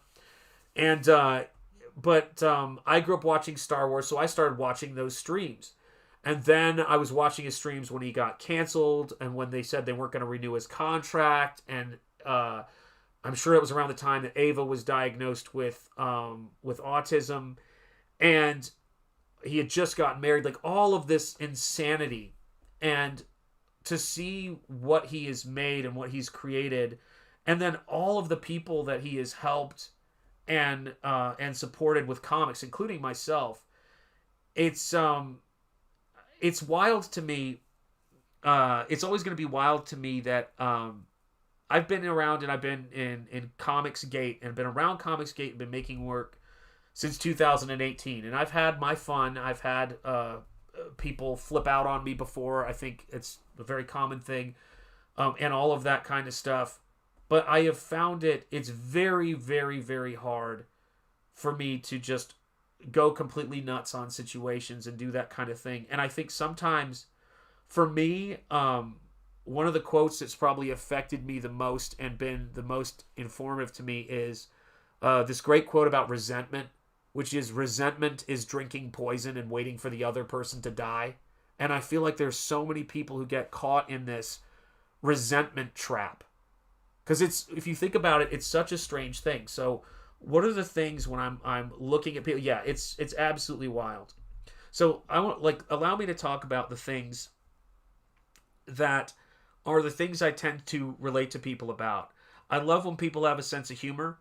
I love when people, establish a track record with me of reciprocity, support, all of that kind of thing. But one of the biggest things is there are so few people you can share your craft with. You guys are really unique in that way, because you guys like to learn about the craft, love to learn about how these things work. Some of you guys love artwork, and you make artwork, as a part of what you do, or as what you do, or just how you relax at the end of the day, or you like watching streams and talking about the kinds of things we talk on these streams. But to see people that you can talk to about pen, and who have that knowledge of artwork and what paper stocks and what things were there, is something that is so precious. And I didn't know how much I was missing it at my job as a teacher. And so when you can also laugh about things like on stream, I'm going to put that up too as well. Absolutely. I had that conversation. Sorry, I got to blow my nose. Sorry, guys. Oh my goodness. Sorry. I had that quote. I said that to one of my brothers the other night when he was having a tough time. And I want to put that up again just because I want to make sure that's got to be up there. Because I was talking to him about just the raw serendipity, the near misses, all of this kind of stuff, right? So let's rewind a little bit. This is going to be my some of my Ethan thoughts. I've had them before, so they're not going to be shocking to anybody. But this is how bizarre things are. So picture this. I worked in comics occasionally, worked in concept art more, did that kind of thing. I started a teaching career, worked very hard to build up a teaching career. I end up working at my alma mater part-time and get locked into part-time, even though my classes are filling and everything. I'm a senior critic. I have the highest wait list, but there's always this push against the kind of artwork of comics and fantasy and all of that kind of stuff that I love. Then there starts to be the censorship stuff creeping in, but I finally land a full-time job, and I'm an associate professor at another college, a smaller college, but it's a full-time job with health insurance, even though it's a 90-mile commute to get to it and then a 90-mile commute back. I'm doing this because I have a family and I want to help them, and even though it's dangerous, and Boston drivers, if any of you guys are from this area, you know what I'm talking about. And then the censorship stuff starts, the canceling stuff starts, and you start seeing people who were saying "Just Sweet Charlie" not very long ago start saying that speech is problematic, or you can't do this, or that's appropriation, and all these insane sort of terms start coming into everything. And finally, I find a professor someone from my world, a professor online who is risking jail time in another country, who is talking about this free speech, and his name is Jordan Peterson, right? And so I start listening to Jordan Peterson talking about exactly what I'm experiencing in my world, and then I'm coming home, and I'm listening to relax at the end of the day, Ethan talking about Star Wars and the insanity that's going on in pop culture in Star Wars, right? So that's pretty much my day. And then you get so tired at night when you're doing that kind of driving that you don't know whether to scratch your watch or wind your behind, as they say. And so I come home, I put on YouTube, and I think I'm watching Comic Artist Pro Secrets, but the first thing that comes on the screen is Jordan Peterson, and he goes, "Hi, my name is Dr. Jordan Peterson. You're watching Comic Artist Pro Secrets with Ethan Van Sky." He looks like he's in a hostage video, to be honest. I still suspect that Ethan has captured Jordan Peterson and is holding him hostage. I mean, it's very possible. It's very possible. And I'm like, what the hell is he doing? Is he a comic fan? Like, what am I watching right now? And it turns out that Ethan illustrated Jordan Peterson's first book, big book. That's why I heard about him. 12 Rules for Life. The amount of serendipity in that, to me, is completely insane. But it's almost like that sort of cosmic thing. Where else would Jordan B. Peterson get that? Mold infection. You're right. It might have been that or in John's Well, right? The early days with JP were so good, even though I'm not religious. I loved his series. Yeah, and you know, this is the thing, right? This is the craziness of it all. I don't know if any of you guys follow Dan Lawless. If you don't his channel is great. But Dan Lawless, I found out from Dan, talking about a very small circle of people here, that Dan used to live in my neighborhood when I was little, and he was a little bit older than me, and I was on his newspaper route. Andy Smith drew the cover to my first professional job when I was 17. All of these crazy overlapping things coming together. That first professional job, that indie comic I drew, Shane Davis saw at a BP gas station and bought the comic book. It's nuts. And I love it, man. He only got half a handshake from Ethan's Mechanoid. I think that would even be enough to do it, man. So let me go back, because there were some great things said here, and I appreciate it. I appreciate them very much. 1,000% right. Oh, yes, about that. Yeah. Hi, Ghostgoo. Yeah, amen, dude. My actual health started improving when I stopped resenting those who hurt me. It's 100% true. Drummer on Fire says God is in control, and my job is to move on 100%. Yeah, all that stuff is great. It's that you got to do that stuff, you know. And when you see that stuff start to happen, it is such a small world. And when you think about how, you know, all of us, this is the thing I was talking about the other night. There was a time, Jeremy Burtz, I love seeing you in the chat, man, saying, "Hail Krabby Patty." Where's Krabby Patty? Did I miss him? Oh, there we go. Krabby Patty. That's right. I'm like, just missed the cow. I love that. You're killing me. I was talking to my brother last night, and I said, you know, we're in a miraculous time that we would have never imagined. When we can bring our art directly to you guys. We can show you guys what we're working on. You guys can be flies on the wall for all of the struggles, the difficulties. You get to know us. You get to see, like, I've been streaming on this channel for 5 years. And I said to someone I was talking to about maybe doing some concept work for, I was talking to him, and I said, you know what, the cool thing about being on YouTube for 5 years is you really can't fake it. Like, people could go back through anybody's YouTube or timeline and go, well, you said this here, you said that there. Like, of course. But that's not what I'm talking about. If you spend enough time with somebody, anybody trying to fake anything, they can't. It's going to, in a year or year and a half, they're going to collapse under it, you know?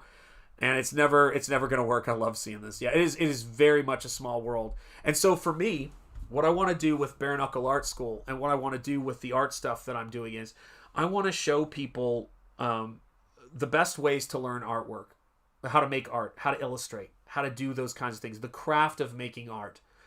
And the thing about it is that I think there is something, much like as I was, you know, when I take violin lessons, there's something so great about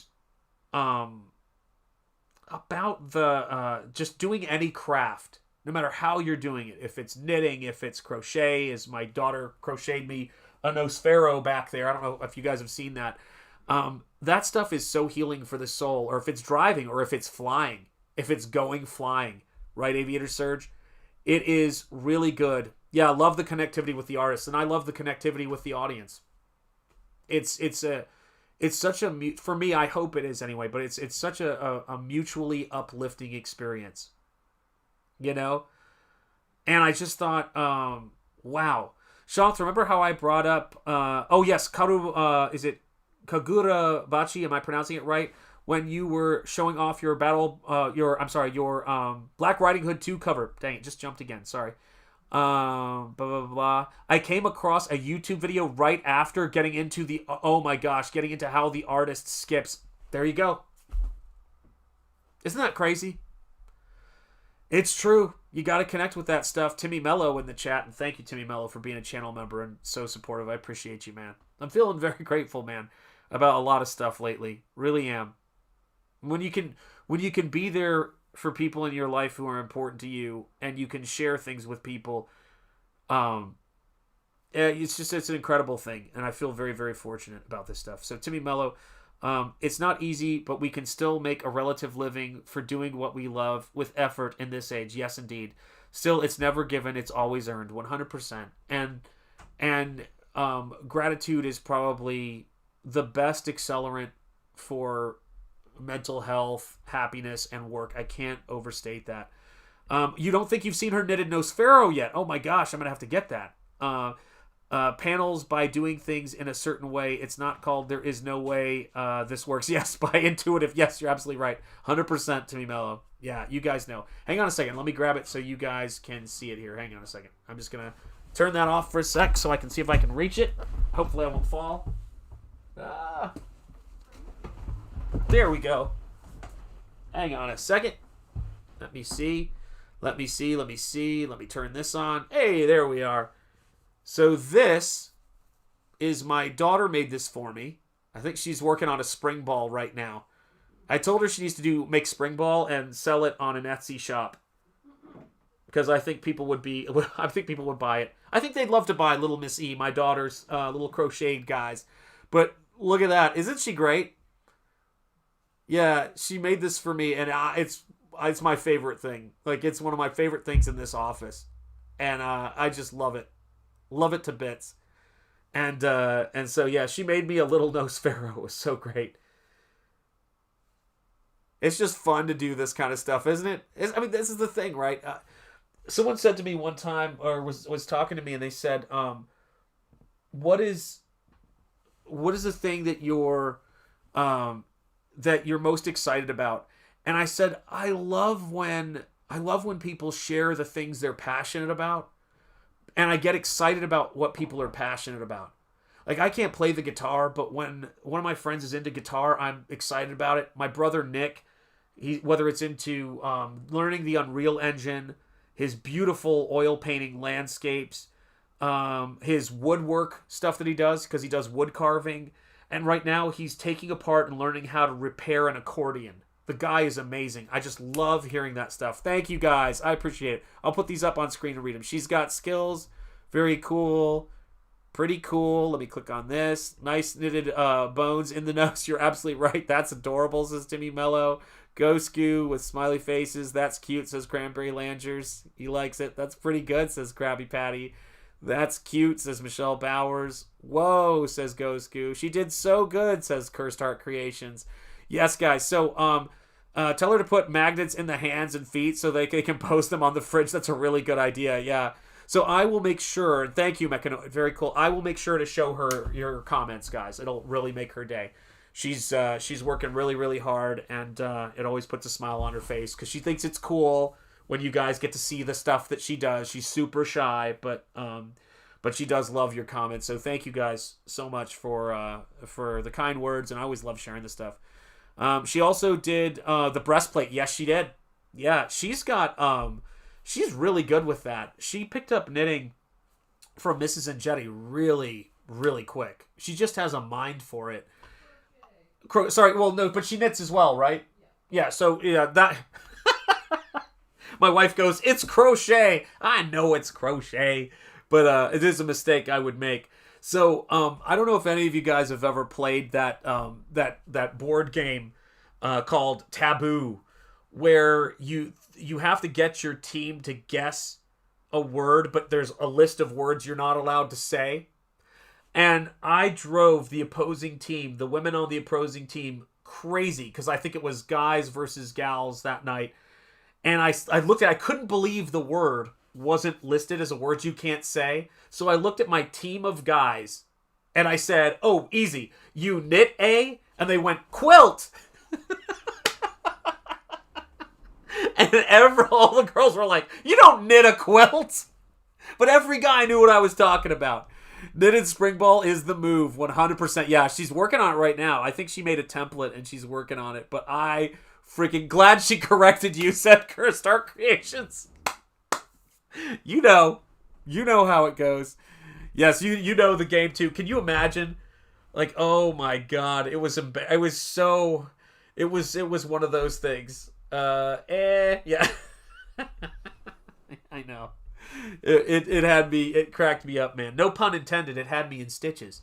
So let me see. Springball needs the magnets. I will absolutely let her know. Yes, heresy. I don't know the difference. Yeah, I didn't know the difference either. This whole world is very, literally the planet as well, I'm sure. But this whole world of fiber arts is something that Mrs. Angetti got into rather, I don't want to say late, but she wasn't when she was a kid. It was when she was in her 20s, like around the time we were expecting the kid. So about 20 years ago, 20 plus years ago. And it was one of those things to where when somebody finds something that is the hobby they've been looking for their whole life and it just happens. And that's what happened for her, which is why I always tell people, you never know how making artwork can inspire. Like, there's a lot of people who watch Bob Ross. I love Bob Ross, by the way. So does Mrs. Angetti. But there's a lot of people who watch Bob Ross and they want to learn how to paint, and he inspires them to try painting. But there's also a lot of people who watch Bob Ross and look at the way he's approaching his life, and that inspires them, and they want to support Bob Ross. And I think there's something great because either way, he's bringing art and this aesthetic experience to people. And for me, it was comics that did it for me. It was movies that did it for me. That's the stuff I love. Yeah, crochet is French for knitting. Not really. Laugh out loud, Aviator Surge. Are you trying to get me in trouble? Aviator Surge is like, today she files the papers.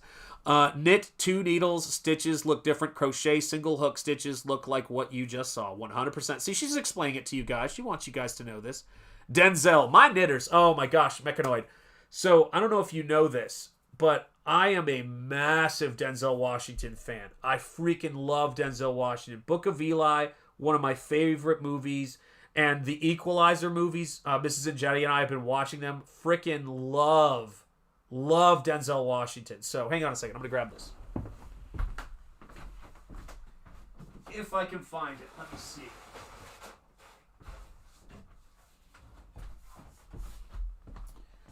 This right here is a Denzel Washington painting I did for Book of Eli.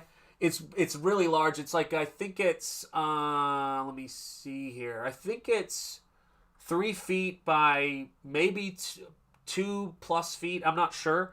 But this is, I did this painting in 2017, so a little while ago. But yeah, I'm a huge Denzel Washington fan. Really love his stuff. And was trying to really capture the mood of the movie, The Book of Eli. Which is just a really, there's something I love about it. It's just about a person, going on a journey and story of faith and dark times, but has some great action. And Denzel just has a great movie star sort of presence. He's one of those movie stars. And so painting this for me was just something I felt like I needed to do because I love that movie and I love painting portraits. It's just one of those things I find relaxing and enjoyable. So that was my my Denzel Washington painting that I did. Let me move this over here. There we go. So that way it will be reasonably balanced. So yeah, so that's my Denzel Washington painting. Yeah, Fallen is great, man. I every now and again for a joke I'll do that. Like I'll go, time is on my side. Yes, it is. Yeah, such a scary movie, man. Yeah. Oh, thanks, guys. I appreciate it, man. But he's just a legend, man. I love the Equalizer movies. Also, oh God, Glory. I remember when I saw Glory. Was it the 54th Massachusetts? Was that the regiment? So I was a big Civil War history buff. Love Civil War history. And I remember when I saw that movie, it just hit me like a ton of bricks because it was his character. And I know, I don't think this will be hard for some of you guys to imagine in a way, but there were characters in that movie I identified with pretty much every character in that movie, if that makes sense. Characters who were giving hope, characters like Denzel's character who had given up on hope, who had the heart of a romantic but had beaten it down so much that when he came to believe it, he was willing to die for it and die for it. It's just, the Civil War history is amazing. Yeah, guys, seriously. And Denzel Washington has never been bad in anything for me, ever. Like, whatever's going on with the film, you can count on his performance. And when you see him in The Equalizer, to me, I don't want to give any spoilers away, but The Equalizer 3, the meaning and the mission that is to help one couple, that is the point of that story, is one of my favorite plot points in any movie. It's just beautiful. Yeah, oh, great in Crimson Tide. You know, speaking of people we lost, and sadly, very tragically, let's talk about another great actor, Gene Hackman. The fact that you got Denzel Washington with Gene Hackman when he was, you know, not a kid by any stretch, but he was younger, and he could hold his own with Gene Hackman, that's how you know he's a movie star. That's it. Because Gene Hackman is incredible. He's incredible in Unforgiven. He's incredible, of course, he's incredible in Crimson Tide. He's incredible. I'm trying to think of all the great French Connection, yeah, and we know all those ones, but there are movies where, you know, my wife loves the Poseidon Adventure, of course, but there's so many performances that Gene Hackman gave us that are just gifts, man. He was so present. He was so dialed in. There were like moments in Unforgiven I'll never forget when he's fixing his house and he's being played for comedy, and you're thinking, how is this guy conveying terror, silliness, warmth? No, but you know what? I will give him credit. I should mention it. Superman got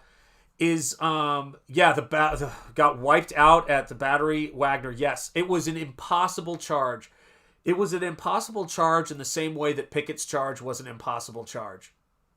You know what I mean? And it's the worst thing about it is that when you see soldiers in that situation, they know it's impossible. Like it's incredible.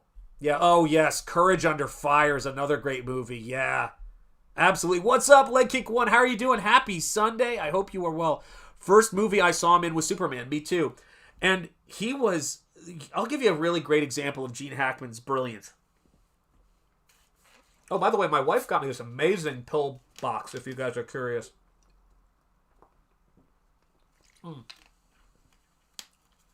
Anyone looking for a really good pill box to throw in your jeans and it will last. She got me this little metal one. It was so great, and it makes just, you know, going around so much easier.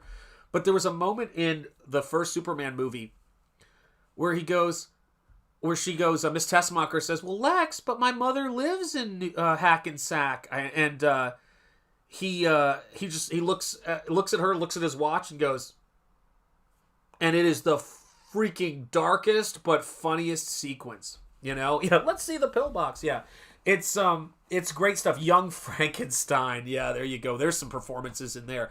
Yeah, you know, Young Frankenstein.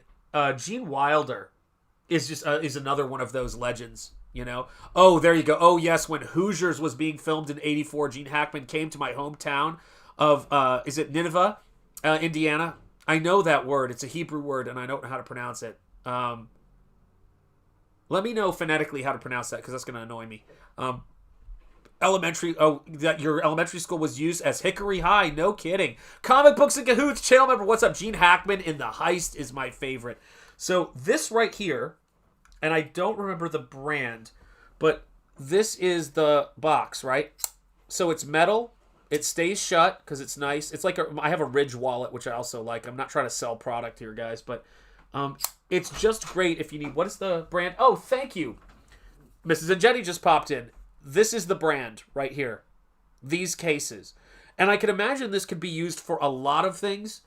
You could use it for if you were just bringing something small along you needed to keep track of or something like that, or if you have a keepsake that you wanted to keep protected. But it's a really nice container. I have so much art supplies and things around me all the time. I'm always looking for good containers for things, and it's important. Thank you, Nineveh. There we go, Nineveh. Just like in the Bible. That's what I figured. It's funny that you should say that because, or just for fidgeting. 100% just for fidgeting. Yeah. I was going to make espresso. You guys are awesome. Yes, I love that.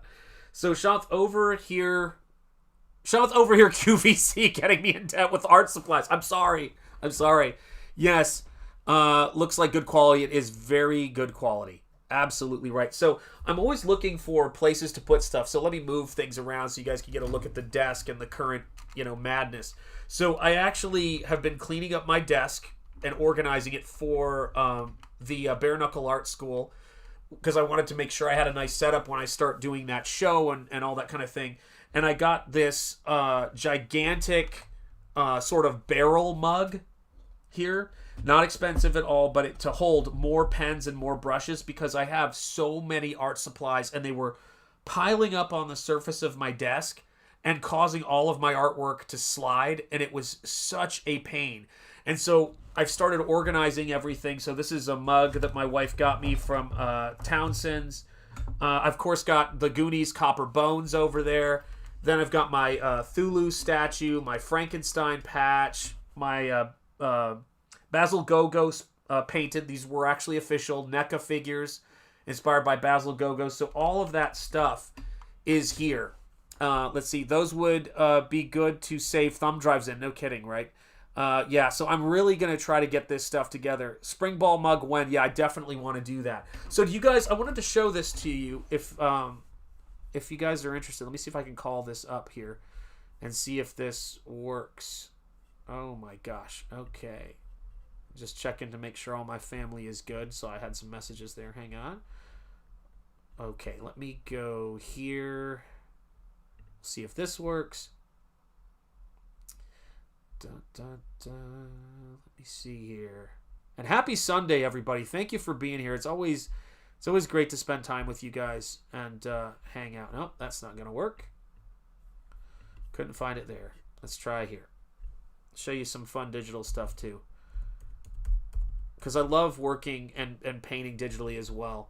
So let me see here. We'll use... Oh, that's a good idea, actually. Let me do this. I drag it there. And then I'm going to...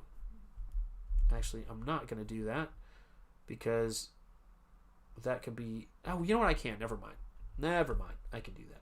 All right, so let me do downloads. It's fun to watch, my technological savvy, isn't it? Oh my God, you poor things. I hope everybody's having a wonderful Sunday. Hit like if you haven't yet. Thank you guys. Make sure you're subscribed. I appreciate all of you guys. And actually, let me hit play on that, because I just realized got to the end of the trailer loop that I have there. So let me see here. How is Eric Weather's art lessons going? I haven't tuned into him in a while. Well, Eric hasn't been streaming. He's been, they were moving, God bless him. But he texted me the other day and said he's getting ready to start art lessons again. I'm sure he's chomping at the bit. But yeah, we haven't done an art lesson in a while. But he has bought an easel. He has a desk easel. He has a standing easel. And so I can't wait to get back to work with him. I actually want to have him on Bare Knuckle Art School, because I think that would be really fun to talk about what he's doing. But yeah, I just was texting with him last week or so. But when you're moving and you've got young kids and all this craziness, it's just chaos. So yeah, it's great. Painting lesson. Oh, I know what you meant. Yeah, no, absolutely, absolutely. Have you seen the gray silverware racks at Waffle House? Yes, I have. I have two. Bought the inserts and cut round cardboard pieces to fit inside the bottoms. I use them to store colored pencils. You know what also works great? I just read that Denzel's 70 years old. Isn't that amazing? May I, like, I don't think I could aspire to look like him at 70 in my 40s. That's just the way it is. But yes, I love Waffle House. I know me some Waffle House. Let me see here. Let's do this. Overlays. Let me do a new image overlay. And this I'm going to have to shrink down, but we'll give it a shot. Oh, look at that. So up close. So this right here is the progress on Springball Terminal Monstosity, cover B. And what you guys can see is I've been working in on the reflection in Springball's eye, and I am doing line in both black and in color. So I'm doing both value lines and I'm doing a lot of color lines.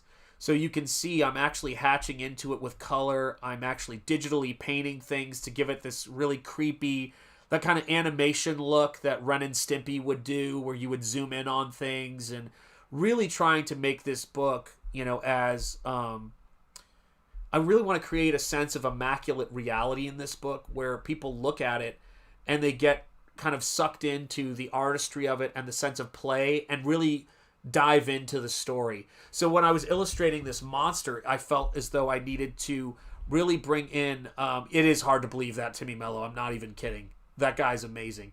So, but I wanted to make sure I rendered the creatures out because I wanted to feel like the kind of special effects, creepy kind of monster movies, but with superheroes.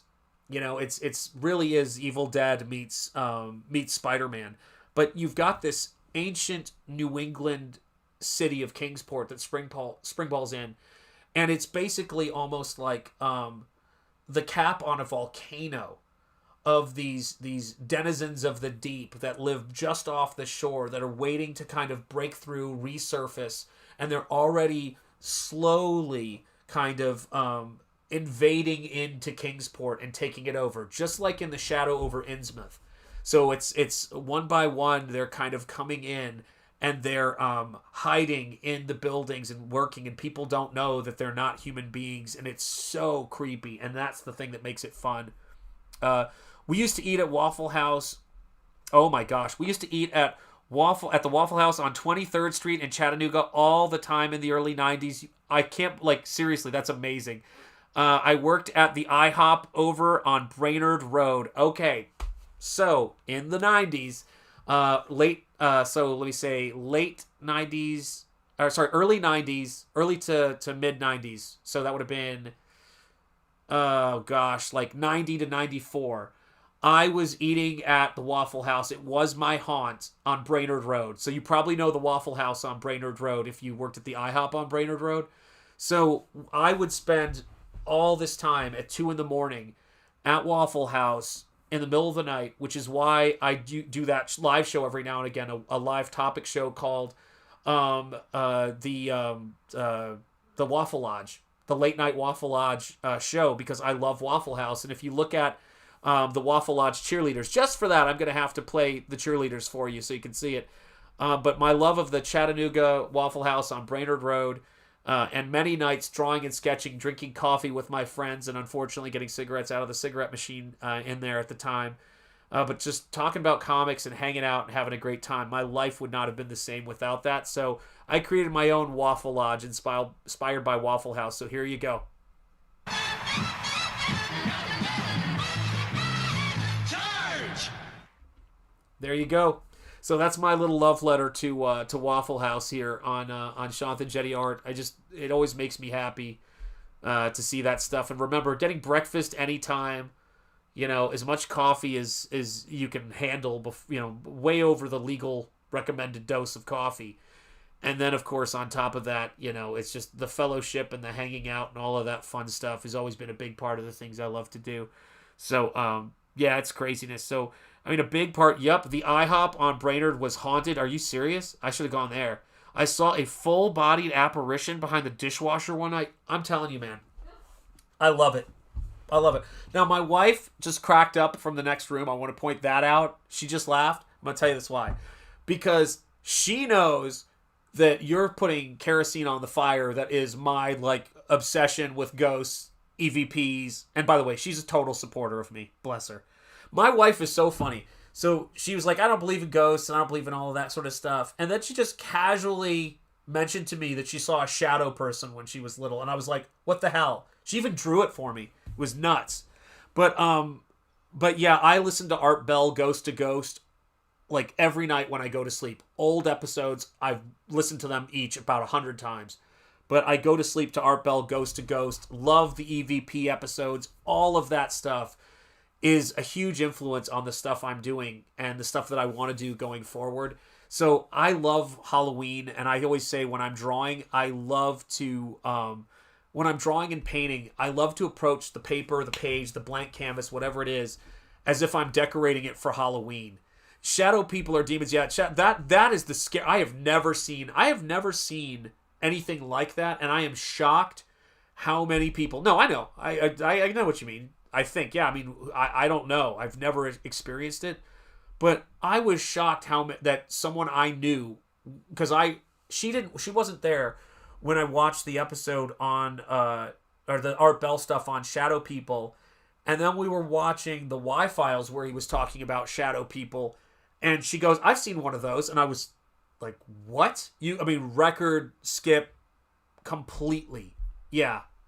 It's totally wild. I had no idea at all that was a thing. I was like, wait, what? What do you mean you've seen a shadow person?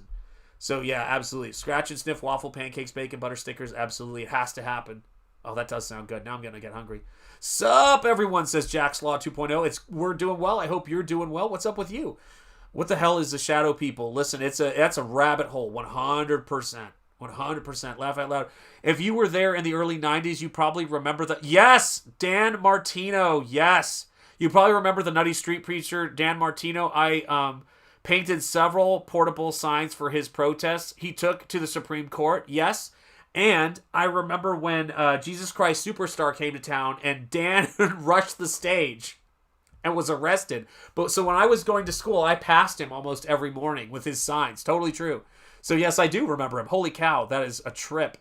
In the Carolinas on the coast, we have the Gray Man. Oh God, that's creeping me out, Beowulf. And it's great to see you, Beowulf. How are you doing on this fine Sunday? I hope you're well, brother.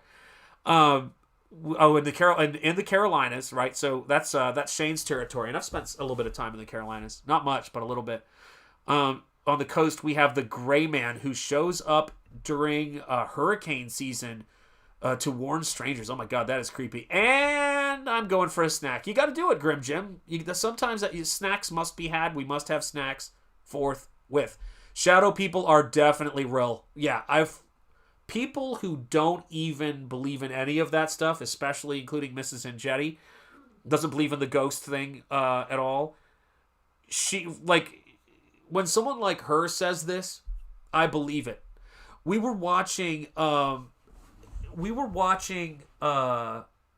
Close Encounters the other night, and we were watching, the drama between the couple in that, and I looked at her and I said, if I came home to you and I had just gone out and it was nighttime and I had a sunburn on half of my face and I told you I had just seen a UFO, would you believe me? And she's like, yeah.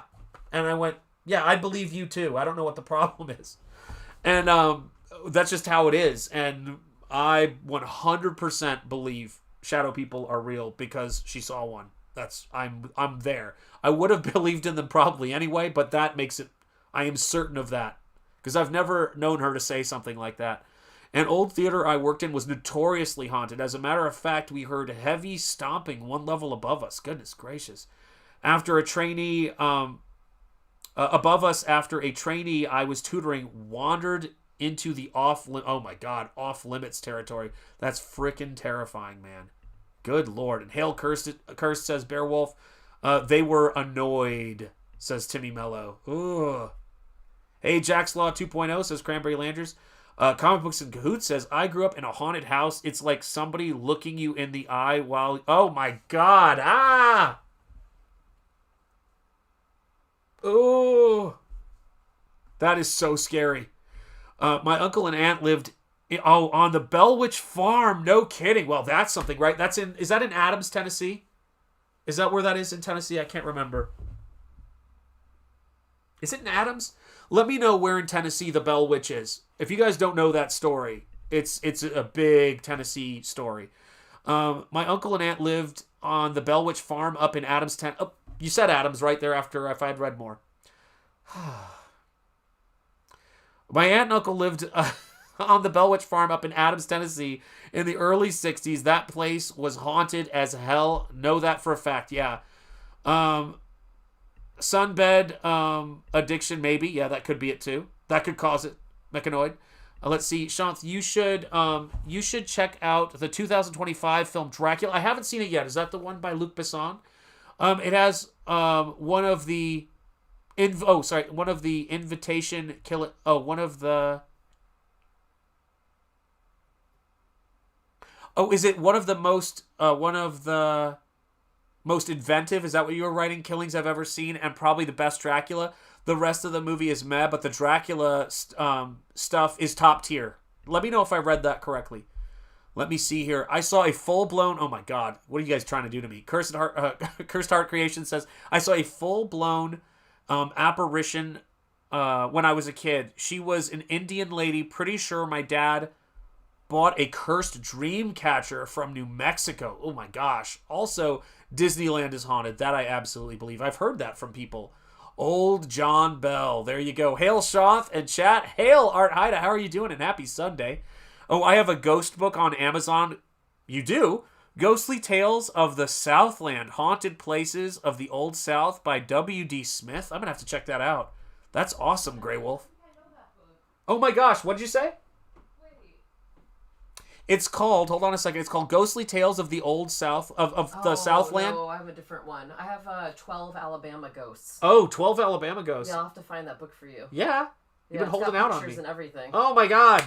Yeah, and it's old. It's from like the 70s. Cool. Where did you get that? Was it from my mom. Oh, from your mom from when she was growing up. Yeah. Right? Oh, that's awesome. I'm going to go get pizza. That sounds great. Wrapping up soon. I'll be wrapping up soon and we can have pizza. Absolutely, sweetheart. So yes, she thought she knew the book you were talking about, but she doesn't, so we're going to have to look that one up. But she just told me she has another ghost that takes a book on the ghosts of Alabama, which is wild. And that's where a lot of her family is from. Yes, it's in Adams, Robertson County, Tennessee. There you go, Grey Wolf. And hail, fellow Tennessean, man. I lived in Tennessee most of my childhood, so lots of fond memories of Lookout Mountain and Rock City and going to American Collectors Exchange to buy comics. Back in the 90s, I actually did a one-day temp job at an industrial chicken farm in downtown Chattanooga called Seaboard Farms. I don't know if you remember Seaboard Farms. It's not there anymore. But yeah, like those were crazy times. I got into comics, fell in love with comics, was introduced to all that stuff in Chattanooga. So definitely Tennessee boy at heart. Hail Art Haida says Timmy Mello. Timmy, it's always great to see you on a Sunday, brother, just in passing. The worst I got was waking up to a family member with a demonic smile. Jeez Louise. Krabby Patty, that's pretty damn bad. Staring at me within 10 inches away of my face. Luckily, I knew it was sleep paralysis because by that time, oh my God. Best. Oh, really? I got to check it out. Yeah, indeed. Hail, yes, indeed. Hail, Timmy. And thank you for dropping the link, guys. Springball Terminal Monstosity, guys. If you have not backed it yet, it is going to be such an awesome super horror book. I was just showing some work I'm doing on cover B. All the covers are going to be beautiful. There's a breathtaking John Malin cover that's not going to have any dressing on it. It's just going to be the artwork. So it won't say Springball Terminal Monstosity. It's just going to be just the artwork on the cover. The book is going to be over, oh gosh, it's going to be over 30 pages now because I've added pages and then bonus material, just like Nosfero. And it's going to be the first part, I believe, of a 2-part story. So it ends with a cool cliffhanger, but you get a full introduction to the world, the town of Kingsport, the monsters, the threat, and it's got some really great adventure stuff in it and some really cool. It's really fun. I think it's got definitely, it's like an Evil Dead introduction to this world. And I want to create a world where in future episodes and issues of Springball, he's going to find himself coming face to face with skyscraper tall, underworld, outer god creatures. And it's going to be some very cool stuff. I don't think they're going to be necessarily Galactus scale, but they might be able to give Galactus a run for his money. And that's all the stuff that's coming down the pipe in Springball world. So very excited. And that stuff, I'm really looking at that stuff for issue 2 potentially. I have stories about dream catchers and moving shadows. They're all possessed in my opinion. I believe you 100%. Jeffrey and the 13 Ghosts of Alabama. There it is. Comic Books and Cahoots found the title. That's awesome. Yeah, she says she has that book, so I'm gonna have to check that out.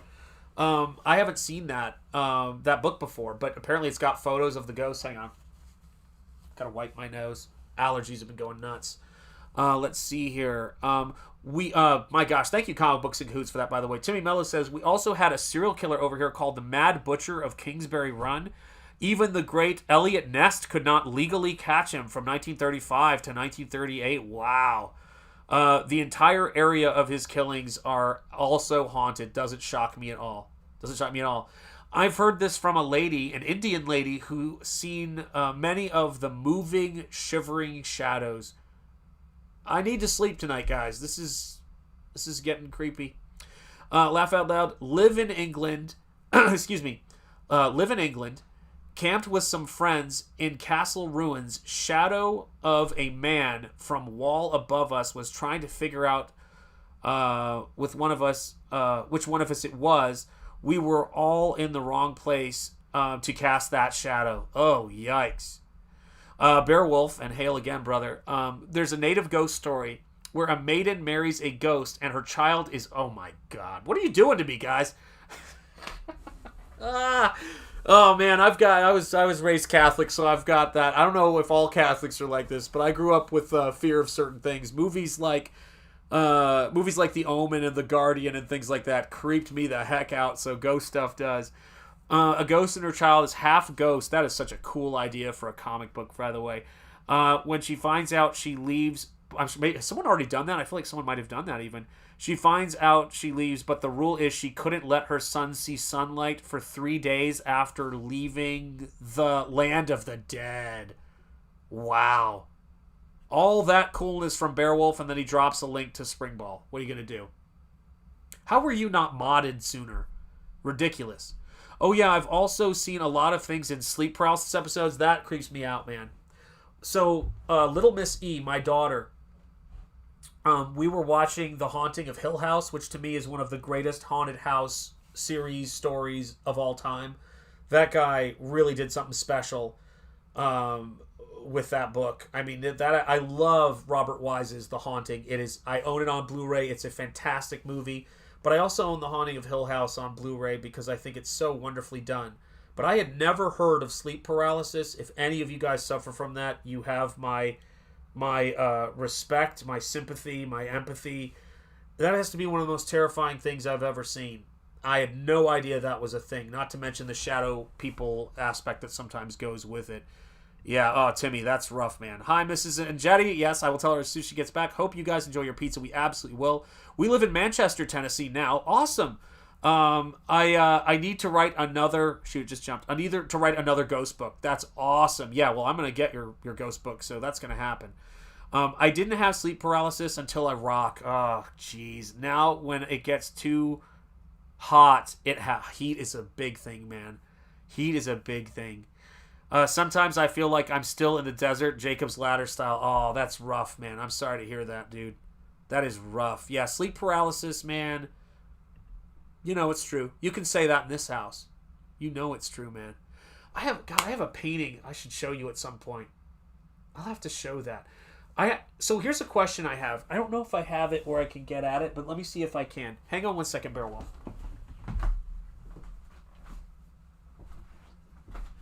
Everything is such a mess in here. I wonder if I have it where I can... Oh, maybe that's it. Is it in here? Maybe it's down here. No, it's not there. It's not... Is it there? No. I do have one book at least, but the book that's the best one I want to try to find here. Oh, wait, no, that's the person. No, that was it. I almost thought I saw it. But close only counts in horseshoes and hand grenades. Let me see. Maybe it's over here. Let me check and see if it's over here. It's not there. I can go with that other one if it's not. But I would really like to find where the heck I had that other one. That is so annoying. Hang on a second. I'll grab this one and we'll see. Why can't I find that one? I know I had it. Like, I just saw it recently. I'm going to find it as soon as I get off stream is what's going to happen. It's going to drive me nuts. Not there. Okay. Anyway. Oh, Lord. Here we are. So this artist, who's one of my favorites, Beowulf, I don't know if you know his stuff. He lived to a ripe old age, but I was very sad when we lost him recently, a couple of years ago, because he is such a legend, man. He's such a great artist. But do you know the work of James Bama? Let me see here. So James Bama, this is some of his personal work, and I think a lot of it are portraits he did in China, unfortunately. So I don't have any of his paintings of indigenous Americans or Indian Americans in here. But it's his stuff. He was a hyper-realist painter. And he just did, speaking of, he just did so much incredible work. I mean, it is just gorgeous stuff. Gorgeous stuff. Yeah, Doc Savage, the Aurora model kits. But I absolutely love my favorite animal in the world. Absolute favorite animal in the world is the buffalo, is the American bison. And we have some at the zoo here in Rhode Island, but they are just, I could watch footage of bison in nature. Yeah, oh, you know his stuff from Doc Savage. Of course you do, Beowulf. I figured you'd know his stuff from Doc Savage. He did the definitive Doc Savage. He's one of the greatest pulp artists. He inspired my hero, Dave Stevens of Rocketeer fame. So you probably know his stuff. But there is this portrait he did of a cowboy that, this isn't it, unfortunately, that is one of the greatest portraits. Look at his comps when he goes on trips. Yours is the alligator. I love the alligator snapping turtle. I was just drawing an alligator snapping turtle the other day. Just the other day. Just an amazing animal. It's such a wild thing. The spikes on the neck and everything. Let me see if I can find this painting for you, and then I'm gotta run and grab some pizza. But I want to share this with you guys because it's really great. It's really great. Let me see here. Hopefully I can find it. When you see it, you'll know. It'll just go, this dude is absolutely incredible. There it is. Hopefully it's a good enough resolution. I think it is. It looks like it's good resolution. Let's see. Here we go. Let's try this one. But you will, yeah, that hyperrealism of his stuff is incredible. So let me do this. Let's do overlays, new image overlay, and then I'm going to grab this and put this up here. Take a look at this painting. This is one of James Bama's paintings, and this is what he did. So he lived in the West, and so I forget exactly where he lived. Let me see if it says specifically. He was born in 1926 as a youth in New York City. He graduated from the High School of Music and Art. Following his service in the U.S. Army Air Corps, he He studied at the Art Students League with such notable instructors as Frank Riley. Afterward, He began a 15-year relationship at the Charles E. Cooper Studios as a freelancer. He produced art for Baseball Hall of Fame. Let's talk about where he lives. Bama's second career as a fine artist began in his mid-60s. After a few initial visits to Wyoming in mid-1968, he decided to stay for good. So he lived in Wyoming. But look at this face, guys. This is I wish I had it in higher resolution. It is unbelievable how he could do that much detail and not lose the life in it. It's incredible. You know, yeah, they are such good animals. They move at their own speed. Amen. And I always loved saying that to Mrs. Ingetti. I've only got one speed. Yeah, that looks like a photo and resembles my dad a whole lot. Really? No kidding. Yeah, I mean, guys, if you know people with great faces, paint them. Isn't that incredible, Comic Books in Cahoots? And thank you, channel members. I appreciate all of you guys. Yeah, I love snapping turtles. I love turtles in general. That's my other favorite kind of animal. But I love common snapping turtles, alligator snapping turtles. They all are great. I love box turtles, you name it. Always loved turtles. And thank you for dropping the link to Springball Terminal Monstosity. Guys, go back the book. We all need your support in any level you can give it, including being here, being a channel member, the super chats. Everything is so appreciated. Congratulations on 29 months, Mark's Music Obsession, and thank you guys so much for the super chats. I really do appreciate those. For Baldo User and Cranberry Langers, those super chats are great. Thank you for everything you do. I just want to make sure I have all of that stuff. Reminds me of my grandpa says Cranberry Langers. Guys, I appreciate you so much. I gotta go because Mrs. Ingetti is bringing pizza, and I've been streaming for 2 hours. That's respectable. 2 hours on, 4 hours of sleep. I think I'm doing all right. But it's because I'm so excited to spend Sundays with you guys. I hated that we missed last Sunday. So, again, you have my apologies for last Sunday. The blizzard was nuts. Always know that we're going to be here Sunday afternoons just before the week starts. You know, in the afternoon, if you have the time, come and hang out, right? Become a channel member. I'm going to be doing another show, but I want to make sure I keep the shows I'm on already consistent. I'll see you guys at Hard Art, but I appreciate all of you guys from the bottom of my heart. Thank you, Comicsgate. Thank you, all of you guys who watch this channel and have supported my work. From the heart of Lovecraft Country and the birthplace of American religious liberty, my name is Shanthan Jetty. You've been watching Shanthan Jetty Art. Speak easy, stay gold, keep the faith, and peace be with you, and give nihilism no quarter nor accept any. I will see you guys very, very soon. Hail Jeremy Burtz. Hail Comic Books in Cahoots. Hail Krabby Patty. Hail Timmy Mello, of course. Yeah, 1 month of winter to go. Hail Beowulf. God bless you. Late Gabe, bless you, and thank you so much for being here. I appreciate you. Have a great week, you too, Cranberry Langers. Thank you, Grey Wolf. Enjoyed talking to you about Tennessee. It was wonderful. Jeremy Burtz, Cursed Heart Creations, you have a great day, and thank you for being here on this stream, and hail to you. I appreciate you very much, and indeed, hail Comicsgate, and hail Beowulf. You guys are great. I appreciate you. Thank you, Ghost Goo. Later, take care. Yes, indeed, and CG as well. And God bless, indeed. Thank you, guys. And thank you for putting the link in the chat, Beowulf. I appreciate you guys. I updated the credits, and so here you guys go. If you're a channel member, this is your moment to shine. Enjoy the credits. And thank you, guys. Have a wonderful, wonderful Sunday. And I don't know what kind of pizza. Dealer's choice, but probably pepperoni and sausage for me because I'm pretty meat and potatoes. All right. Take care, infamous Mr. Cursed. It's great seeing you. I'm so glad I got to say hi to you before I ended the stream. I hope you're having a great one, man. I appreciate you. Great stream along with the scares and thrills. Be safe and enjoy the rest of your Sunday. Indeed. All right, guys. Take care. See you soon.